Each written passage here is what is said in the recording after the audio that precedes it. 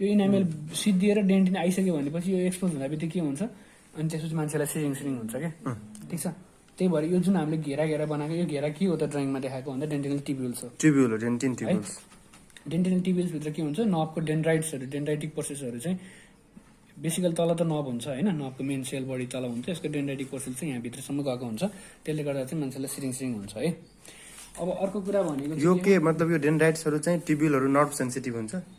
यो चाहिँ टिब्युल्सभित्र छिरेको हुन्छ, त्यही भएर यो डेन्टिन एक्सपोज भयो भने मान्छेलाई सिरिङ हुनु कारण चाहिँ त्यो हो क्या। सब यहाँ माथि टुप्पोसँगै निक्लेको हुन्छ भन्ने होइन, तर यहाँबाट चाहिँ फ्लुइडहरूको कारणबाट चाहिँ अथवा अरू कुनै कारणबाट इरिटेसन भएर अलिकति केही भयो भने सिरिङ हुन्छ त्यो। अब हामीले यो धर्का तानेको पनि किन पनि थाहा भयो है। अब यसको चाहिँ अब कम्पोजिसनको बारेमा लेख्नु पर्यो सुरुमा। एनसेलको फोन छ क्या, एनसेलको फोन। कम्पोजिसन भनेको चाहिँ अब डेन्टिन भनेको एउटा हार्ड टिस्यु हो थाहा भयो होइन। हार्ड टिस्यु भनेपछि अभियसली त्यहाँ केही इनअर्ग्यानिक पोर्सनहरू छ है, अर्ग्यानिक मात्र सफ्ट टिस्यु भनेपछि अर्ग्यानिक हो नि त बेसिकल्ली होइन। यो चाहिँ organic chemical on the base of chemical कम्पोजिसनको आधारमा लेख्नु पर्यो है। अर्ग्यानिक कम्पोनेन्ट हुन्छ र इनअर्ग्यानिक कम्पोनेन्ट हुन्छ र अर्ग्यानिक कम्पोनेन्ट हुन्छ है। अब अर्ग्यानिक कम्पोनेन्ट भनेको त नर्मल्ली अब चाहिँ फाइबर्सहरू भयो, फाइबर्सहरू भनेको कोलाजन फाइबर्सहरू ठिक छ। कुन फाइबर त भन्दा कोलाजन फाइबर हो। सबै कोलाजन पनि टाइपहरू चाहिएन। अर्को चाहिँ एउटा ग्राउन्ड सब्सटेन्स भन्ने हुन्छ है। ग्राउन्ड सब्सटेन्समा चाहिँ खासै धेरै जान्नु पर्दैन, एउटा त्यो प्रोटियोग्लाइकेन्स र प्रोटिन र ग्लुकोज र प्रोटिनको कम्बिनेसन भनेर सम्झिनुहुन्छ। त्यो भनेको प्रोटियोग्लाइकेन्स अनि ग्लाइकोप्रोटिन ठिक छ। उसकै सेरोफेरो त्यही दुईटा सम्झिने। ग्लुकोज छ प्रोटिन छ, त्यसलाई अब कसरी हुन्छ उल्टो सुल्टो जसरी मिलाएर हुन्छ दुईवटा शब्द लेख्दैछ ग्राउन्ड सब्सटेन्स भयो। अर्को भनेको फाइबर भयो, त्यो भनेको कोलाजन फाइबर्सहरू है। फाइबरको नि अब सानो कोलाजन फिब्रिल्स भन्ने हुन्छ, त्यतिसम्म जान्नु पर्दैन। यो भनेको सबै के भयो अर्ग्यानिक पोर्सन भयो ठिक। यो भनेको एकदमै थोरै पर्सेन्ट हुन्छ 35% मात्र है। तर एक्ज्याक्टली 35 हो कि अलिकति पर्सेन्ट चाहिँ यताउता भयो जस्तो लाग्यो, ठिकै छ 35 भन्नु सक्छ। यतापट्टि चाहिँ 65% भयो है। ए मतलब इनअर्ग्यानिक पोर्सन धेरै हुन्छ। अनि त्यसपछि तर यदि धेरै भए पनि इनामेल जति धेरै चाहिँ इनामेल चाहिँ लगभग 90% चाहिँ इनअर्ग्यानिक हुन्छ भने 10% मात्रै अर्ग्यानिक हुन्थ्यो भने यसमा चाहिँ लगभग 65% मात्रै इनअर्ग्यानिक छ है। यानी कि इनामेल योभन्दा पनि हार्डेस्ट हो। इनामेल त बडीमा संसारकै हार्डेस्ट हो। अर्ग्यानिक बडीमा पाउने कुराको हार्डेस्ट भयो है। बोन भन्दा हार्डेस्ट त्यसरी लगभग बोन र डेन्टिन चाहिँ सिमिलर हो कि। ए बोन डेन्टिन भाइ त्यस पछाडि अब आयो डेभलपमेन्टमा त्यस्तो धेरै सोध्दैन है, तर अलिअलि चाहिँ लेख्दाखेरि चाहिँ मेजोडमबाट आउँछ भनेर लेख। तर अब चाहिँ एज अ होल चाहिँ टिथमा चाहिँ अब इनामेलहरू चाहिँ अनि त्यस पछाडि जुन जिन्जाइभाहरू तिनीहरू चाहिँ फेरि एक्टोडर्मल पोर्सनबाट आउँछ। इनामेल जिन्जाइभा एक्टोडर्मलबाट आउँछ भने यो डेन्टिनवाला पोर्सन चाहिँ मेजोडर्मल ओरिजिन हुन्छ। डेन्टिन मेजोडर्म यति कुरा लेख्यो भने लगभग यति धेरै सबै कुरा चाहिँदैन है। अलिकति त्यो स्टेजहरू थाहा छ र त्यस्तो पढेको छ र त्यस्तो छैन भने त्यो नजानेपछि यो जानेर काम पनि छैन कि। अब त्यसपछि अर्को कुरा भनेको चाहिँ टाइप्सहरू। टाइपमा चाहिँ यसरी यो भित्रको चाहिँ जान्नु पर्दैन। प्राइमेरी डेन्टिन, सेकेन्डरी डेन्टिन र टर्सियरी डेन्टिन चाहिँ जान्नुपर्छ है। ल डेन्टिन अब प्राइमेरी डेन्टिन भनेको चाहिँ के हुन्छ भन्दाखेरि चाहिँ अब जुन पहिला सुरुमा चाहिँ टुथ इरप्ट हुन्छ नि होइन, टुथ इरप्ट हो त्यो बच्चाको मतलब त्यो त प्राइमेरी टिथ र पर्मानेन्ट टिथ भन्ने कुरा छुट्टै कुरा। टेम्पोररी पनि हुन्छ के भन्छ प्राइमेरी पनि भयो जस्ट इरप्सन भने। तर जस्ट इरप्सन हुने बेलामा जुन डेन्टिन प्रेजेन्ट हुन्छ त्यो भनेको प्राइमेरी डेन्टिन भयो है। ठिक छ। यानी कि दाँत जब आइ नै रहन्छ त्यति बेलाको जुन इनामेल हो डेन्टिन हो त्यो वाला डेन्टिन भनेको प्राइमेरी डेन्टिन भनेर बुझ्ने। अब सेकेन्डरी डेन्टिन भनेको चाहिँ जुन एउटा भित्रपट्टि यसलाई यसरी हेर्दाखेरि सपोज यो पल्प छ है, यसले भित्रपट्टि भुलहरू भयो। यो पल्प च्याम्बरमा पल्प छ, पल्प च्याम्बरको बाहिरपट्टि के हुन्छ ओडोन्टोब्लास्टहरू हुन्छ क्या ठिक छ। यसरी ओडोन्टोब्लास्टहरूले चाहिँ कन्सटेन्टली डेन्टिन बनाइरहेको हुन्छ हो। यो इनिसियल यहाँ जुन कन्सटेन्टली बनिरहेको डेन्टिन हुन्छ त्यो भनेको चाहिँ सेकेन्डरी डेन्टिन भनेर बुझ्ने क्या ठिक छ। प्राइमेरी डेन्टिनको माथिमा ओडोन्टोब्लास्ट हुन्छ। प्राइमेरी डेन्टिन चाहिँ यतापट्टि छ मेन डेन्टिन है। यो जुन एउटा फाउन्डेसन जस्तो क्या, फाउन्डेसन जुन फाउन्डेसनवाला डेन्टिन भनेको प्राइमेरी भयो। जब यता भित्रबाट ओडोन्टोब्लास्टहरूले कन्सटेन्टली क्रिएट गरिरहेको हुन्छ नि त्यो वाला भनेको चाहिँ सेकेन्डरी भयो क्या। यानी कि प्राइमेरी माथि जान्छ, सेकेन्डरी तलै बसिरहेको। त्यसपछि सेकेन्डरी डेन्टिन पछाडि अर्को आयो टर्सियरी डेन्टिन। टर्सियरी डेन्टिन भनेको कुनै पनि एउटा केरिजहरू भयो मानिलिउँ माथिपट्टि इनामेल भयो यो चाहिँ है। यताबाट चाहिँ तिम्रो केरिज हुँदै गयो, केरिज हुँदै आइसके पछाडि सपोज यो डेन्टिनमा चाहिँ के अरे इन्फेक्टेड भयो। इन्फेक्ट भएपछि के अब डिमिनरलाइज भयो, यसपछि अब यहाँ चाहिँ खाल्टो भयो। पछि तिमीले मानिलिउ के गरेर तिमीले चाहिँ यहाँ सबै कुराहरू निकालिदियो लेजरले अथवा ह्यान्ड म्यानुअल तरिकाले जसरी हुन्छ यो केरिज भएको पोर्सन चाहिँ निकालिदियो भने चाहिँ के हुन्छ यहाँ पनि बिस्तारै डेन्टिन चाहिँ फर्म हुन थाल्छ क्या, एउटा रिपेरेटिभ डेन्टिन भन्छ, भनेको रिपेयर गर जस्तो टाइपको डेन्टिन के, जुन रिपेयर गर्नको लागि बनाएको हुन्छ त्यस्तोलाई भन्छ रिपेरेटिभ डेन्टिन है।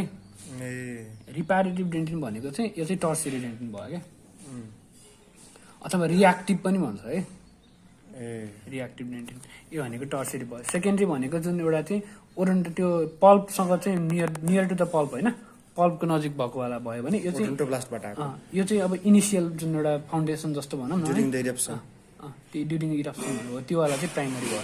सेकेन्डरी भनेको पल्पको नजिकबाट, टर्सियरी भनेको पछि कुनै केरिज भएर अथवा ट्रमा भएपछि पछि चाहिँ एउटा एज अ रिपेयरको प्रोसेसको रूपमा आउने जुन डेन्टिन छ त्यो चाहिँ रिपेरेटिभ डेन्टिन अथवा रियाक्टिभ डेन्टिन भनेर भयो है। तिनवटा टाइप अफ डेन्टिन भयो। अब अर्को भनेको के छ, डेन्टिनभित्रको चाहिँ अब इनर स्ट्रक्चरको कुरा गर्नु पऱ्यो है। इनर स्ट्रक्चर भनेको लगभग यही नै हो क्या। इनर स्ट्रक्चर भनेको यहाँ चाहिँ के छ, बिचमा चाहिँ पेरिट्युबुलर यो चाहिँ ट्युब्युल्स भयो डेन्टिनल, सरी डेन्टल देखाइरहेको छु डेन्टिनल ट्युब्युल्स भयो है। यो चाहिँ डेन्टिनल ट्युब्युल्सहरू भयो। ट्युब्युल भन्दा बाहिरपट्टि भएको स्ट्रक्चरहरू के भयो, पेरिट्युबुलर डेन्टिन भयो क्या, ठिक छ। यो ट्युब्युल छ, ट्युब्युल भन्दा बाहिरपट्टि त डेन्टिन पनि छ नि, यो सबै डेन्टिन त हो नि होइन, भनेपछि यो वाला डेन्टिन भनेको के भयो, पेरिट्युबुलर डेन्टिन भयो क्या। पेरि भनेको अराउन्ड द ट्युब्युल्स डेन्टिन होइन, पेरिट्युबुलर डेन्टिन, ठिक छ। यो चाहिँ अब इनर स्ट्रक्चर जस्तो भयो। अब यो चाहिँ अब यसको सबै रेसियोहरू यस्तो कुराहरू जान्नु पर्दा नर्मल्ली हेर्दाखेरि अब हामीले सिधा सिधा बनाए पनि हल्का स्लाइटली सिग्मोइड हुन्छ भनेको अलिकति यस सेप थोरै कर्भड हुन्छ यिनीहरू भन्ने कुरा पनि देखाएर, तर यो चाहिँदैन है खासै धेरै, अलिकति त्यति इम्पोर्टेन्ट छैन। अब आयो डेन्टल पल्पको बारेमा, खास कतिको सो देखायो। डेन्टल पल्प भनेको केही पनि होइन, नर्मली त्यही अघि भन्यो नि न्युरोभास्कुलर सिस्टम, कनेक्टिभ टिस्युहरू भयो, नर्भ भयो, भेसल भयो, लिम्फेटिक्स भयो, अलिअलि फ्याट सेल्सहरू पनि हुन्छ होइन। त्यसपछि अब पल्प च्याम्बरमा पनि यस्तो हुन्छ, जस्तो कि हो यहाँ थोरै उठेको जस्तो भयो नि, यो भनेको पल्प हर्न भयो क्या, सिङ जस्तो भयो नि त, अलिकति पल्पको सिङ जस्तो है, पल्प हर्नहरू भयो। त्यो चाहिँ माथि कफ उठ्यो भनेपछि भित्रपट्टि ऊ पनि पल्प पनि थोरै उठिरहेको हुन्छ अलिकति होइन, त्यही भएर पल्प हर्न भयो। मेन एज अ होल यो कोठा भनेको च्याम्बर भयो, पल्प च्याम्बर भयो होइन, पल्पल फ्लोर भयो, पल्पल रुफ भयो, माथिपट्टि छत तलपट्टि भुइँ, यो चाहिँ ती सिङ जस्तो भनेर पल्प हर्न भयो, ठिक छ। त्यस्तो गाह्रो केही पनि छैन है, सिम्पलै हो। अरू भनेको के छ, पल्प हर्न भयो होइन, अनि त्यसपछि ओडोन्टोब्लास्टहरू भन्छ नि जुन मैले, ओडोन्टोब्लास्ट भनेको पल्पकै एडजस्टेन्ट हुन्छ है, जस्ट पल्प र डेन्टिन जहाँनिरबाट जङ्सन क्रिएट हुन्छ नि त्यहीँनिर चाहिँ ओडोन्टोब्लास्टहरू हुन्छ क्या, छेउछेउमा, ठिक छ है। सर पल्पको बारेमा आयो भने बेसिकली पल्पको एउटा च्याम्बर, पल्प च्याम्बर भन्ने, पल्प च्याम्बरको माथिपट्टि पल्पल फ्लोर भन्ने, पल्पल रुफ भन्ने, माथिपट्टि पल्प हर्न भन्ने होइन, यसको वरिपरि डेन्टिनको एडजस्टेन्टले चाहिँ एउटा ओडोन्टोब्लास्ट सेल्सहरू हुन्छ भनेर भन्ने, त्यति नै है। तर सोध्दैन खासै। अब आयो मेन क्वेसन चाहिँ अर्को, पेरिडोन्सियम चाहिँ इम्पोर्टेन्ट छ है। अब अहिलेसम्म हामीले कुरा गरेको भनेको विदिन द टुथ भयो क्या, दाँतभित्र चाहिँ के छ भन्ने कुरा। अब दाँत बाहिर के छ भन्ने हेरौँ है।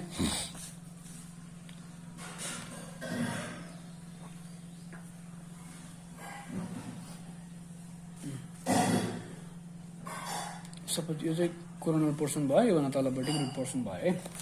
पेरिडोन्सियममा 4वटा स्ट्रक्चर पर्छ है। पेरिडोन्सियममा 4वटा स्ट्रक्चर, यो सिमेन्टम पनि पर्छ है यसमा। हुन त हामीले दाँत वरिपरि भनेर बुझ्नलाई भने पनि यो सिमेन्टम पनि पर्छ, विदिन द टुथको वाला स्ट्रक्चर है। सिमेन्टम पर्यो, यो सिमेन्टम किन परेको भन्ने कुरा पनि म भन्छु अहिले। यतापट्टि त बोन हुन्छ, ठिक छ है, बोन भयो, अल्भेलर प्रोसेस अफ द ज भयो हो। यो अल्भेलर प्रोसेससँग जोड्ने जुन फाइबर्सहरू भयो के भयो, पेरिओडोन्सियल फाइबर, पेरिडोन्सियल फाइबर्स, त्यो पनि एज अ होल चाहिँ के बनायो, पेरिडोन्टल लिगामेन्ट बनायो है। यो केले बनेको छ भन्दा फाइबर्सले बनेको छ भन्ने। अनि यो फाइबर्सहरू पर्यो। अर्को भनेको के छ, अल्भेलर बोन पर्यो है। यो त जान्नै पर्छ है, 4वटामा 4वटै भन्नुपर्छ, कुनै छोड्ने भन्ने कुरै हुनु है। जिन्जाइभा, ठिक छ, यति 4वटा कुरा चाहिँ जान्नु पर्यो। बाहिरबाट सुरु गर्नु भने जिन्जाइभा भयो, जिन्जाइभा चाहिँ ठ्याक्क यसको माथिपट्टि बसेको हुन्छ यसरी है। ल यो चाहिँ जिन्जाइभा भयो, यो चाहिँ अल्भेलर बोन भयो, यो चाहिँ पिडियल भयो, यो चाहिँ सिमेन्टम भयो, ठिक छ। सिमेन्टम चाहिँ किन भएको भन्दाखेरि यो पिडियल फाइबर्सहरू विदिन द सिमेन्टम पनि हुन्छ क्या, पार्टली चाहिँ यतापट्टि अल्भेलर बोनमा हुन्छ भने पार्टली सिमेन्टममा इम्बेडेड भएको हुन्छ क्या। त्यही भएर सिमेन्टम पनि एज अ पेरिडोन्सियममा चाहिँ आयो क्या, ठिक छ। सिमेन्टम चाहिँ दुवैमा छ। यता विदिन द टिथमा पनि पर्यो, पेरिडन्सियममा पनि पर्यो। पेरिडन्सियम भनेको सबै बाहिरको हो भनेर त्यही भएर बुझ्न त्यति ऊ चाहिँ करेक्ट चाहिँ होइन क्या। त्यसो भए हामीलाई यदि सिमेन्टमको डेफिनेसन आयो भने सिमेन्टम यसो भन्ने it's a portion of the tooth नै हो होइन। अब but it also constitute some portion of the periodontium, it's a part of the periodontium पनि भन्नु पाइयो कि। पेरी भनेको त खास अराउन्ड हो नि त, ओडन्सियम भनेको अराउन्ड द टुथ हो, तर पनि त्यो डेफिनेसन अनुसार ठ्याक्क फलो हुन किन नभएको भन्ने कुरा चाहिँ त्यो हो क्या। ठिक छ, यो चारवटा स्ट्रक्चर चाहिँ जान्नै पर्यो है। माथिपट्टि भने चाहिँ जिन्जाइभा भयो, गिजाभा होइन, त्यसपछि हुन्छ जो बोन, त्यस पछाडि हुन्छ पेरिडन्टल लिगामेन्ट्स, त्यसपछि हुन्छ सिमेन्टम। यो चारवटा अब पेरिडन्सियम भन्यो भने यो चारवटा न त एउटा पुगेन भने ल आउँदो रहन्छ भन्ने बुझ्यो। त्यसपछि जिन्जाइभा चाहिँ अलि देख्न जान्नु पर्यो है। सपोज यो चाहिँ यहाँबाट फिगर पनि छ, म त्यो एउटा बनाइदिन्छु। त्यो यो चाहिँ सेन्ट्रल इन्साइजर भयो, यो चाहिँ ल्याटरल इन्साइजर भयो। ठिक छ, यो चाहिँ क्यानाइन भयो। यसमा चाहिँ अब यहाँ चाहिँ यस्तो गरेर हामीले जुन देख्छौँ होइन, गिजा देख्छौँ नि होइन यसरी, अनि हल्का यतापट्टि एउटा सानो उठेको भाग हुन्छ, तर त्यसपछि फेरि अलिकति एउटा डिप्रेसन जस्तो आएको हुन्छ, यस्तो यस्तो एउटा ऊ हुन्छ क्या, थोरै स्लाइटली एलिभेटेड हुन्छ, त्यसपछि फेरि डिप्रेसन जस्तो आउँछ क्या। हो यो थोरै एलिभेटेड भएको जस्तो एउटा जुन पार्ट अफ जिन्जाइभा छ नि, त्यो भनेको चाहिँ फ्री जिन्जाइभा भन्छ क्या। ठिक छ, फ्री अथवा मार्जिनल जिन्जाइभा भन्छ कि मार्जिनमा भएको छेउछाउमा भएको जिन्जाइभा भनेर मार्जिनल जिन्जाइभा, सिम्पल। यो चाहिँ तलपट्टि हड्डीसँग एटाच भएको हुन्न, त्यही भएर यसलाई चाहिँ फ्री जिन्जाइभा भनेको छ, कारण त्यो हो। ठिक छ, मार्जिन भनेको छेउमा भएको कारणले गर्दा यो चाहिँ कुनै पनि बोनसँग एटाच भएको हुन्न, त्यही भएर फ्री जिन्जाइभा। ठिक छ, यो फ्री जिन्जाइभा भन्दा तलपट्टि पोर्सन हुन्छ एटाच जिन्जाइभा। यो वाला पार्ट चाहिँ के हुन्छ, तलपट्टि अन्डरलाइन बोनसँग चाहिँ एटाच भएको हुन्छ, त्यही भएर यसको नाम भयो एटाच जिन्जाइभा। अर्को वाला जिन्जाइभा भनेको चाहिँ कौन भने इन्टरडेन्टल, दुईटा दाँत बिच, इन्टर भनेको बिट्विन, डेन्टल भनेको दाँत, दुईटा दाँतको बिचमा भएको जिन्जाइभा भनेको इन्टरडेन्टल जिन्जाइभा भयो है। भनेपछि what are the parts of gingiva भन्यो भने free gingiva number 1, attached gingiva number 2 र इन्टरडेन्टल जिन्जाइभा नम्बर 3। जिन्जाइभा पनि ल जिन्जाइभा पनि पार्ट हुन्छ जस्तो लाग्न सक्छ, तर बेसिकली यो हामीले नभए पनि हुन त सिमिलर स्ट्रक्चर हो, यहाँबाट यहाँ त्यस्तो डिफ्रेन्स चाहिँ केही पनि हुन्न। अब त्यो हिस्टोलोजिकली डिफ्रेन्स हुन्छ होइन, यसले चाहिँ गर्दा प्याथोलोजिकल कन्डिसन्सहरू डिफ्रेन्स हुन्छ, त्यही भएर चाहिँ यसलाई हामीले चाहिँ डिफ्रेन्ट बनाएको है। अब चाहिँ तिनवटा के यसको एज अ होल पेरिडन्सियममा के पर्यो, चारवटा कुराहरू पर्यो। चारवटा मध्ये पनि जिन्जाइभामा तिनवटा स्ट्रक्चरहरू आयो, फ्री, एटाच्ड र इन्टरडेन्टल है। अब योभन्दा माथिपट्टि के छ, अल्भेलार म्युकोसा छ। यहाँ त बोन त अझ माथिसम्म छ नि होइन, अनि चाहिँ अल्भेलार म्युकोसा भनेको बोनको माथिपट्टि भएको म्युकोसा भयो। अनि यो म्युकोसा र यो जिन्जाइभाको जुन एउटा जङ्सन क्रिएट हुन्छ त्यसलाई के भन्छ, म्युको जिन्जाइभल जङ्सन भन्छ है। सिम्पल छ क्या, म्युकोसा र जिन्जाइभाको बिचमा जोडिने ठाउँलाई म्युको जिन्जाइभल जङ्सन है। अनि त्यसपछि यहाँ जुन हामीले मार्जिनल जिन्जाइभा भन्यौँ होइन, अनि अथवा फ्री जिन्जाइभा भन्यौँ, यसलाई चाहिँ त्यो थोरै उठेको हुन्छ, त्यसपछि थोरै डिप्रेसन जस्तो हुन्छ, अनि फेरि कन्टिन्यू हुन्छ भन्थेँ नि मैले। हो त्यो डिप्रेसन जस्तो भएकोलाई के भन्छ, मार्जिनल ग्रुप भन्छ। ग्रुप भनेको खाल्टो, त्यो थाहा होला नि त होइन, कसरी अब के सल्सायन गाइडी भने जस्तो क्या ब्रेनमा, त्यस्तै गरी यहाँ चाहिँ ग्रुप भयो क्या, थोरै खाल्टो जस्तो भयो। अब यो बिचमा एटा जिन्जाइभा भनेको कहाँदेखि कहाँसम्म रहेछ, म्युको जिन्जाइभल जङ्सनदेखि जानेर चाहिँ म्युकोसा र जिन्जाइभा भेटिन्छ, त्यो ठाउँदेखि लिएर यो फ्री जिन्जाइभल ग्रुपसम्मको एरियालाई के भयो, एटा जिन्जाइभा भयो होइन। अनि फ्री जिन्जाइभा भनेको त्यही के अरे मार्जिनल ग्रुपदेखि टुथसम्मको स्ट्रक्चर भनेको फ्री जिन्जाइभा भयो भने, इन्टरडेन्टल भनेको बिट्विन द टुथमा भएको के अरे जिन्जाइभल पोर्सन भनेको फ्री इन्टरडेन्टल जिन्जाइभा भयो है। पेरिडन्सियममा बेसिकली चारवटा स्ट्रक्चर आयो, जिन्जाइभा, अल्भेला बोन, पेरिडन्टल लिगामेन्ट, त्यसपछि सिमेन्टम र जिन्जाइभामा फेरि तिनवटा पार्ट भयो, फ्री जिन्जाइभा, एटा जिन्जाइभा र इन्टरडेन्टल जिन्जाइभा है। यो चाहिँ एउटा बेसिक आउटलाइन, नाम मात्रै भयो भने अब यति चाहिँ बेसिक आउटलाइन है। अब यो भित्र धेरै कुराहरू छ, थाहा छ, त्यही भने त्यो त। अब त्यसपछि अब यो चाहिँ जिन्जाइभाको बारेमा भयो, त्यसै गरेर सिमेन्टमको बारेमा है, सानो प्रसङ्ग सिमेन्टमको। अब यस्तो अब सिमेन्टम पनि अब बेसिकली हुन त हार्ड स्ट्रक्चर हो, हार्ड स्ट्रक्चर भए पनि यसमा पनि इनअर्ग्यानिक हुन्छ, यसमा पनि अर्ग्यानिक हुन्छ है। अर्ग्यानिक भएपछि यसमा पनि के छ, ग्राउन्ड सब्सटेन्स छ होइन। ग्राउन्ड सब्सटेन्स भनेको अब बिचको थोडा थोडा बनाउँछौँ नि जुन ड्रइङ गर्दाखेरि त्यो वाला पर्सन, अनि यहाँ फाइबर्सहरू हुन्छ, त्यो फाइबर्सहरू भनेको के भयो, कोलाजन फाइबर्सहरू भयो है। त्यो फाइबर्सहरू पनि अब एकदम डिफ्रेन्ट टाइपको हुन्छ क्या, सेलुलर फाइबर्स, असेलुलर के अरे फाइबर्सहरू चाहिँ डिफ्रेन्ट टाइपको हुन्छ। एक्सटेन्सरी फाइबर्स चाहिँ एक्सटेन्जिक र इन्ट्रेन्जिक हुन्छ, अनि सिमेन्टम चाहिँ त्यही on the basis of एक्सटेन्जिक intrinsic भएको आधारमा चाहिँ एक्सटेन्जिक सिमेन्टम होइन, इन्ट्रेन्जिक सिमेन्टम, अथवा त्यसपछि असेलुलर सिमेन्टम, सेलुलर सिमेन्टम गरेर यसरी चाहिँ अझ एउटा के छुट्यो सेलुलर, असेलुलर, एक्सट्रिन्जिक, इन्ट्रिन्जिक सबै लेखाएर त्यसलाई अझ एउटा के चाहिँ थियो कि त्यो चाहिँ स्ट्राटिफाइड हो कि के थियो एउटा साइड ल मतलब दुईटा पार्ट छ यहाँ, अर्ग्यानिक इनअर्ग्यानिक। अर्ग्यानिक इनअर्ग्यानिक हुन्छ होइन। त्यो अब इनअर्ग्यानिक के अरे अर्ग्यानिक पोर्सनको आधारमा यो कोलाजन फाइबर्सहरू छ कि छैन, अथवा त्यो फाइबर्सको ओरिजिन कहाँ एक्सट्रिन्जिक भयो कि इन्ट्रिन्जिक भयो भन्ने आधारमा पनि कोलाजनलाई हामीले के अरे सिमेन्टमलाई हामीले 5 पार्ट्समा डिभाइड गर्न सक्छौँ होइन। एक्सट्रिन्जिक के अरे असेल नत्र बेसिक यसले मात्र हुन्छ, सेल भएकोवाला सिमेन्टम र सेल नभएकोवाला सिमेन्टम लेख्छु, योवाला बेस्ट हुन्छ। ठिक छ, दुईटा वाला मात्र लेख। धेरै क्लासिफिकेसन छ होइन, 5-6वटा वाला छ। सिम्पल यो असेलुलर जिन्जाइभा र सेलुलर जिन्जाइभा अनि सिमेन्टम अहिले हामीले कुरा गरेको चाहिँ सिमेन्टम है।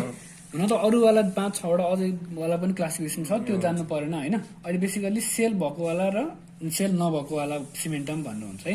बेसिकली जुन अपेक्सवाला पर्सन छ नि, यतापट्टि चाहिँ सेलुलरवाला हुन्छ भने माथितिर यो जुन सिमेन्टम र इनामेलको हुन्छ नि, सिमेन्टो इनामेल जङ्सन हुन्छ नि, त्यतातिर चाहिँ असेलुलर हुन्छ है। तलपट्टि सेलुलर हुन्छ, माथिपट्टि असेलुलर हुन्छ है। एपेक्स भनेको तल्लो भाग, तलपट्टि जुन रुटको टुप्पोहरू भयो है। बेसिकली सिमेन्टम, सेलुलर र असेलुलर यति जान्नु ल। अर्को वाला क्लासिफिकेसन छोडिदियो अहिले।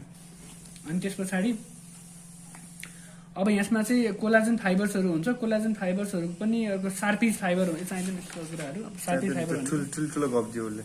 अब यो अहिले छोड्दै त्यतिले कुरा। बेसिकल्ली कोलाजन के अरे सिमेन्टम भनेको पनि त्यही अर्ग्यानिक इनअर्ग्यानिक पोर्सन हुन्छ। अर्ग्यानिक किन भयो भन्दा फाइबर्सहरू र ग्राउन्ड सब्सटेन्सहरू छ। फाइबर्सहरू पनि एक्सट्रिन्जिक फाइबर हुनसक्छ, इन्ट्रिन्जिक फाइबर हुनसक्छ, सेलुलर सिमेन्टम हुनसक्छ, असेलुलर सिमेन्टम हुनसक्छ। एउटा हार्ड टिस्यु हो भनेर यतिसम्म लेख है। अब यसको काम अनि सिमेन्टम चाहिँ कस्तो हुन्छ भन्दाखेरि जति पनि एकदम मान्छे लाइफ लङ ग्रो भइरहेको हुन्छ क्या सिमेन्टम चाहिँ, लाइफ लङ। जस्तो कि इनामेल चाहिँ तिम्रो के हुन्छ, कहिले पनि एकचोटि गयो भने चाहिँ कहिले पनि रिपेयर हुँदैन क्या, कहिले पनि रिजेनरेट हुँदैन है। तर एकचोटि गएपछि सिद्धो। डेन्टिन भनेको के छ, पार्सियली रिपेरेटिभ डेन्टिन हुन्छ। 3rd डिग्रीवाला जुन हामीले पढ्यौँ त्यो रियाक्टिभवाला त्यो, त्यसमा चाहिँ फेरि अलिकति हामीले त्यहाँको त्यो केरिसवाला पोर्सनलाई हटाइदियौँ भने ल अब फेभरेबल इन्भाइरोमेन्ट क्रिएट भयो भने फेरि चाहिँ अलिकति भए पनि रिपेरेटिभ डेन्टिन बन्छ है। अनि त्यसलाई त्यसपछि गएर सिमेन्टम भनेको चाहिँ के भन्छ, लाइफ लङ ग्रो भइरहेको हुन्छ क्या। जस्तो कि अब मैले इक्जाम्पलको लागि चाहिँ भन्दाखेरि कोही पनि मान्छेको माथिपट्टिको दाँत यस्तो थियो होइन, यो दाँत पछि मान्छे उखालेर फालिदियो भनेपछि माथिपट्टि दाँत नभएको खण्डमा यो दाँत चाहिँ माथि आइरहेको हुन्छ क्या। यो दाँत माथि आएको भनेको दाँत माथि पलाएको पुरै दाँतै ठुलो भएको भन्ने चाहिँ होइन कि, तर जुन सिमेन्टमवाला पर्सन छ नि यो चाहिँ थपिएको क्या वास्तवमा। बुझ्यो, सिमेन्टम मात्रै बढेको कारणले गर्दा ती चाहिँ के हुन्छ, माथि आउँछ। ठिक छ। अब अनि यो चाहिँ एउटा एडाप्टिभ, यसको चाहिँ सिमेन्टमको फङ्सन्सहरू चाहिँ अलिक धेरै भास्ट नै हुन्छ क्या नर्मल्ली। कस्तो भन्दाखेरि अब यसले चाहिँ एउटा टुथ मास्टिकेसन गर्दाखेरि जुन फोर्स लागेको हुन्छ त्यसलाई एउटा क्युसनिङ इफेक्ट पनि गर्यो। अर्को कुरा भनेको तिम्रो यहाँ त्यो माथिपट्टि अक्लुजनमा आएको छैन भने पनि यसलाई ट्याक्क टाइट बनाउने काम गर्ने भयो, माथि ढकालेर कन्सटेन्टली होइन। ठिक छ, माथि दाँतहरू खिँदै जान्छ, त्यही पनि कन्ट्याक्टमा आइरहेको हुन्छ नि पछिसम्म। कसरी त्यो भयो त भन्दाखेरि तलपट्टि सिमेन्टम कन्सटेन्टली के भइरहेको हुन्छ, मतलब ग्रो भन्दा नि एउटा डिपोजिसन प्रोसेस भइरहेको छ है। त्यही भएर चाहिँ अक्लुजनमा यदि माथि घोटिहाल्यो भने पनि दाँतहरू खियो भने पनि बुढो मान्छेहरूको यस्तो भइरहेको हुन्छ दाँतहरू, त्यही पनि कन्ट्याक्टमा आएर चबाइरहेको हुन्छ नि त। त्यो कसरी सम्भव भयो त भन्दा तलबाट सिमेन्टमले कन्सटेन्टली चाहिँ माथि ढलेर, मतलब माथिपट्टिबाट कटे पनि तलपट्टिबाट के भन्छ अपाइकल के अरे कोरोनली चाहिँ ग्रो के अरे किन आइरहेको त टुथहरू भन्दाखेरि इरप्सन जस्तो किन भइरहेको छ भन्दाखेरि अब यसलाई भन्न चाहिँ प्यासिभ इरप्सन भन्छ होइन। एक्टिभ इरप्सन भनेको त नर्मली ग्रो हुने बेलाको टाइमलाई एक्टिभ इरप्सन भन्यो, त्यति बेला दाँत माथि आइरहेको छ, अपाइकल माइग्रेसन भएको छ है। अनि त्यस पछाडि यसमा चाहिँ यो भनेको प्यासिभली बिस्तारै अक्लुजनमा म्याच भएको छ कि छैन कन्सटेन्टली चाहिँ त्यो चेक गरिरहेको हुन्छ क्या टिथले चाहिँ प्रोप्रायोसेसन फाइबरको माध्यमबाट। त्यही आधारमा चाहिँ सिमेन्टम ग्रो भइरहेको हुन्छ है। त्यो चाहिँ एउटा फङ्सन अफ सिमेन्टममा चाहिँ त्यो लेख्नु पऱ्यो। अब यसमा चाहिँ अझै अर्ग्यानिक पर्सेन्ट चाहिँ कति रहेछ, 55%, इनामेलमा 90%, डेन्टिनमा 65% र यसमा 55%। ठिक छ, 90, 65 र 55 है। कति कडा भन्ने कुरा जनरल एजम्सन पनि भयो। मतलब सबभन्दा कडा भयो इनामेल, त्यसपछि कडा भयो तिमीलाई डेन्टिन, त्यसपछि कडा भयो डेन्टिन र बोन चाहिँ अलमोस्ट सिमिलर हुन्छ है। 65 जति हुन्छ कस्तो मिलेको छ। सी डी ई, सी सबभन्दा कमजोर, डी अलि मजबुत, ई अझै मजबुत। सिम्पल छ क्या बुझ्नु, त्यस्तो केही पनि छैन। राम्रो छ है सी डी ई। अब त्यसपछि आयो पेरियोडन्टल लिगामेन्ट है। अब अहिले हामीसँग के भन्यौँ, जिन्जाइभा व्यायाम यो सिद्धियो है।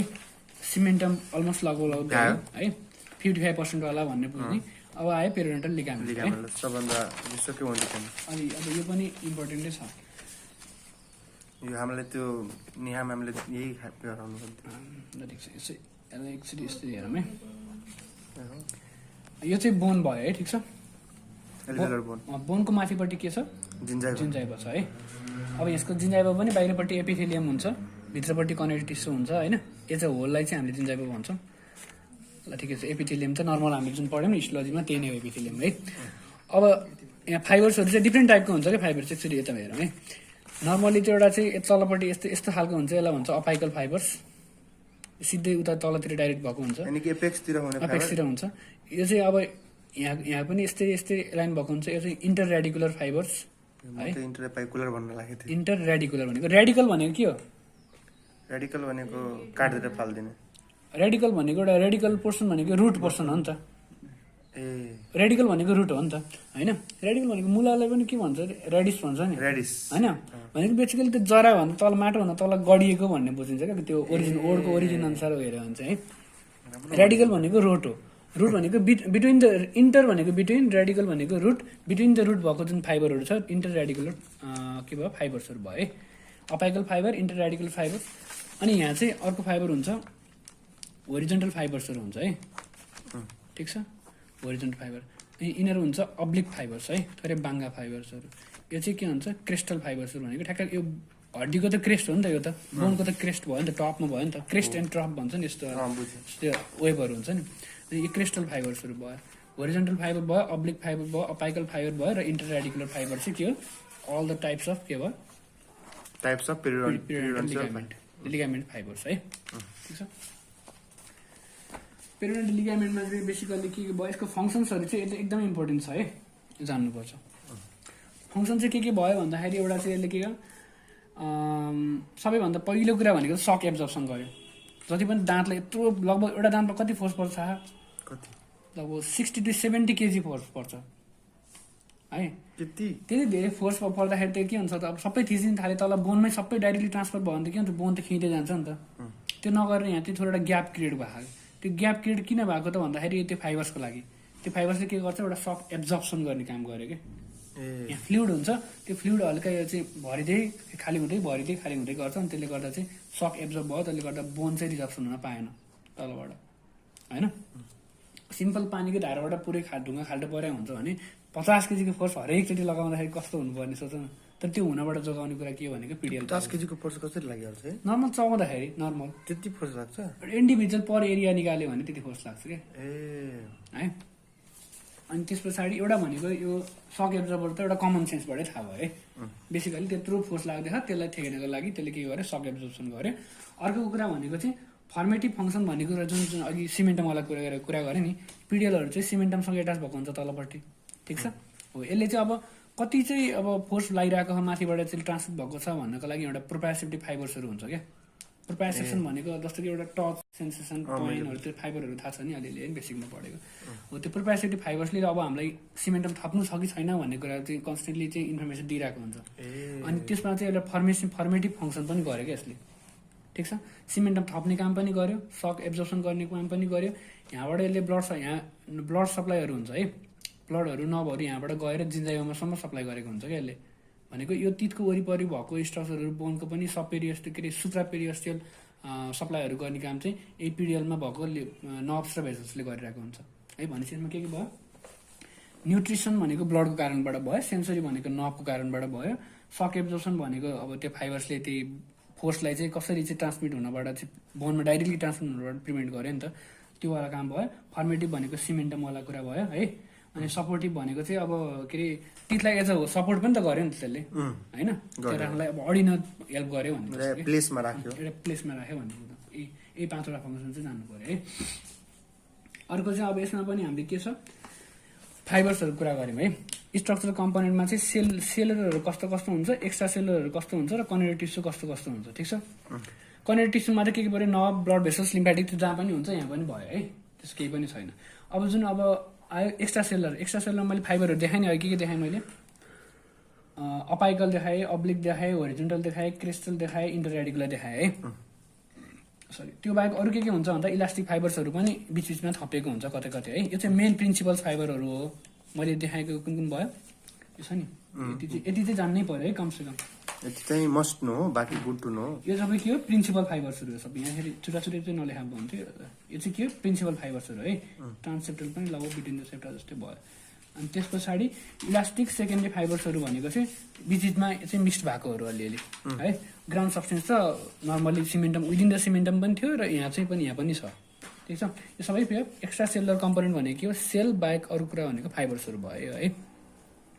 सेलहरू के हुन्छ भन्दा फाइबर बनाउने सेल्सहरू फाइब्रोब्लास्ट, बोन बनाउने सेल्सहरू ओस्टियोब्लास्ट, सिमेन्टम बनाउने सेल्सहरू सिमेन्टोब्लास्ट है। अनि बोन खाने सेल्सहरू रिसप्सन गर्ने पनि त चाहियो, बनाउनु मात्र भयो भने थपिदिए मात्र गयो भने त कहाँ त्यो स्ट्रक्चर बन्दैन नि त जस्तो बनाउनु चाहेको। सर्टेन कुरा बनाउनु पर्यो भने सपोज कुनै पनि कुरालाई गोलो बनाउनु पर्यो भने यता चाहिँ अब थप्दै गयो भने यताबाट अलिकति घटाउँदै पनि जानु पर्यो, थोरै यताबाट अलिकति घटाउँदै पनि जानु पर्यो। त्यही भएर कुनै स्ट्रक्चर एउटा सेपमा आउनुको अगाडि दुइटै सेल्सको काम हुन्छ क्या, प्लास्टिक सेल्स पनि हुन्छ क्लास्टिक सेल्स पनि हुन्छ। त्यसरी सम्झिने है। यसमा चाहिँ फाइब्रोब्लास्ट भएपछि के फाइब्रोब्लास्टले फेरि दुइटै काम गर्छ, यसमा चाहिँ एक्सेप्सन छ है। ब्लास्ट भयो पनि क्लास्टको पनि काम गर्छ यसले चाहिँ है। अनि यसमा चाहिँ ओस्टियोब्लास्ट भयो ओस्टियोक्लास्ट भयो, सिमेन्टोब्लास्ट भयो सिमेन्टोक्लास्ट पनि हुन्छ है। अर्को भनेको अब यो अरू भनेको मास सेल्सहरू म्याक्रोफेजहरू, यो चाहिँ अब तिमीहरूलाई पनि थाहा छ यो कुराहरू है। यति चाहिँ बेसिक कुरा चाहिँ लेख, यति चाहिँ यो चारवटा र यो है। सेल्सहरू के भयो, फाइबर्सहरू के भयो, फङ्सन के भयो। अनि त्यस पछाडि सिमेन्टोक्लास्ट पनि हुन्छ, तर फाइब्रो चाहिँ क्लास्ट हुन्छ है। फाइब्रो चाहिँ ब्लास्टै हुन्छ, दुइटै काम गर्छ। फाइब्रो त मैले पनि सुनेको छैन क्लास्ट। अनि त्यस पछाडि यो फाइबर्सहरू के भयो र सेल्सहरू के भयो त्यति जान्ने। अरू त्यो बाहेक अरू नर्भ ब्लड भेसल्सहरू त जहाँसुकै अब कमन सेन्स है। त्यसपछि अब आयो अल्भेलर बोन। अल्भेलर बोनको बारेमा यहाँ पनि त्यस्तो धेरै छैन, चाहिँदा पनि चाहिँदैन। त्यही जुन अल्भेलर मेन बोन भयो त्यो अल्भेलर बोनमा पनि बाहिरपट्टि हुन्छ त्यो प्लेट्सहरू हुन्छ नि, कम्प्याक्ट बोनहरू प्लेट हुन्छ, बिचमा चाहिँ अल्भेलर बोन हुन्छ, यता साइड साइडमा चाहिँ कम्प्याक्ट बोन हुन्छ भन्छ नि। बक्कल प्लेट लिङ्गल प्लेटको बिचमा चाहिँ अल्भेलर प्लेट हुन्छ, यहाँ चाहिँ सकेट भयो, सकेटभित्र दाँत भयो, दाँतभित्र पिडियल फाइबर्सहरू भयो, त्यही कुरा हो है। त्यस्तो खासै केही पनि छैन। अब आर्टेरियल सप्लाई र भिनस सप्लाईमा चाहिँ मेन सप्लाई गर्ने भनेको चाहिँ अब फेसियल आर्टरी नै हो है। त्यस्तो खासै अब यहाँ चाहिँ ड्रइङ पनि छैन है त्यसको आर्टरीको छैन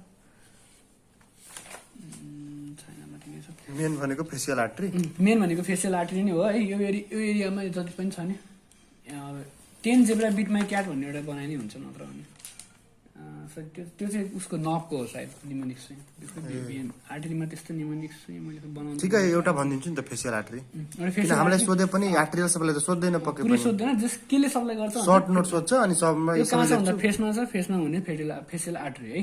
यति कुरा भन्यो भने त्यो चाहिँ कहाँबाट आयो भन्दाखेरि एक्सटर्नल आयो, इन्टरनल चाहिँ ब्रेनभित्र गइहाल्छ। त्यो त कमन सेन्स भयो, यस्तो ब्लन्डर चाहिँ नगरौँ, त्यति हो है।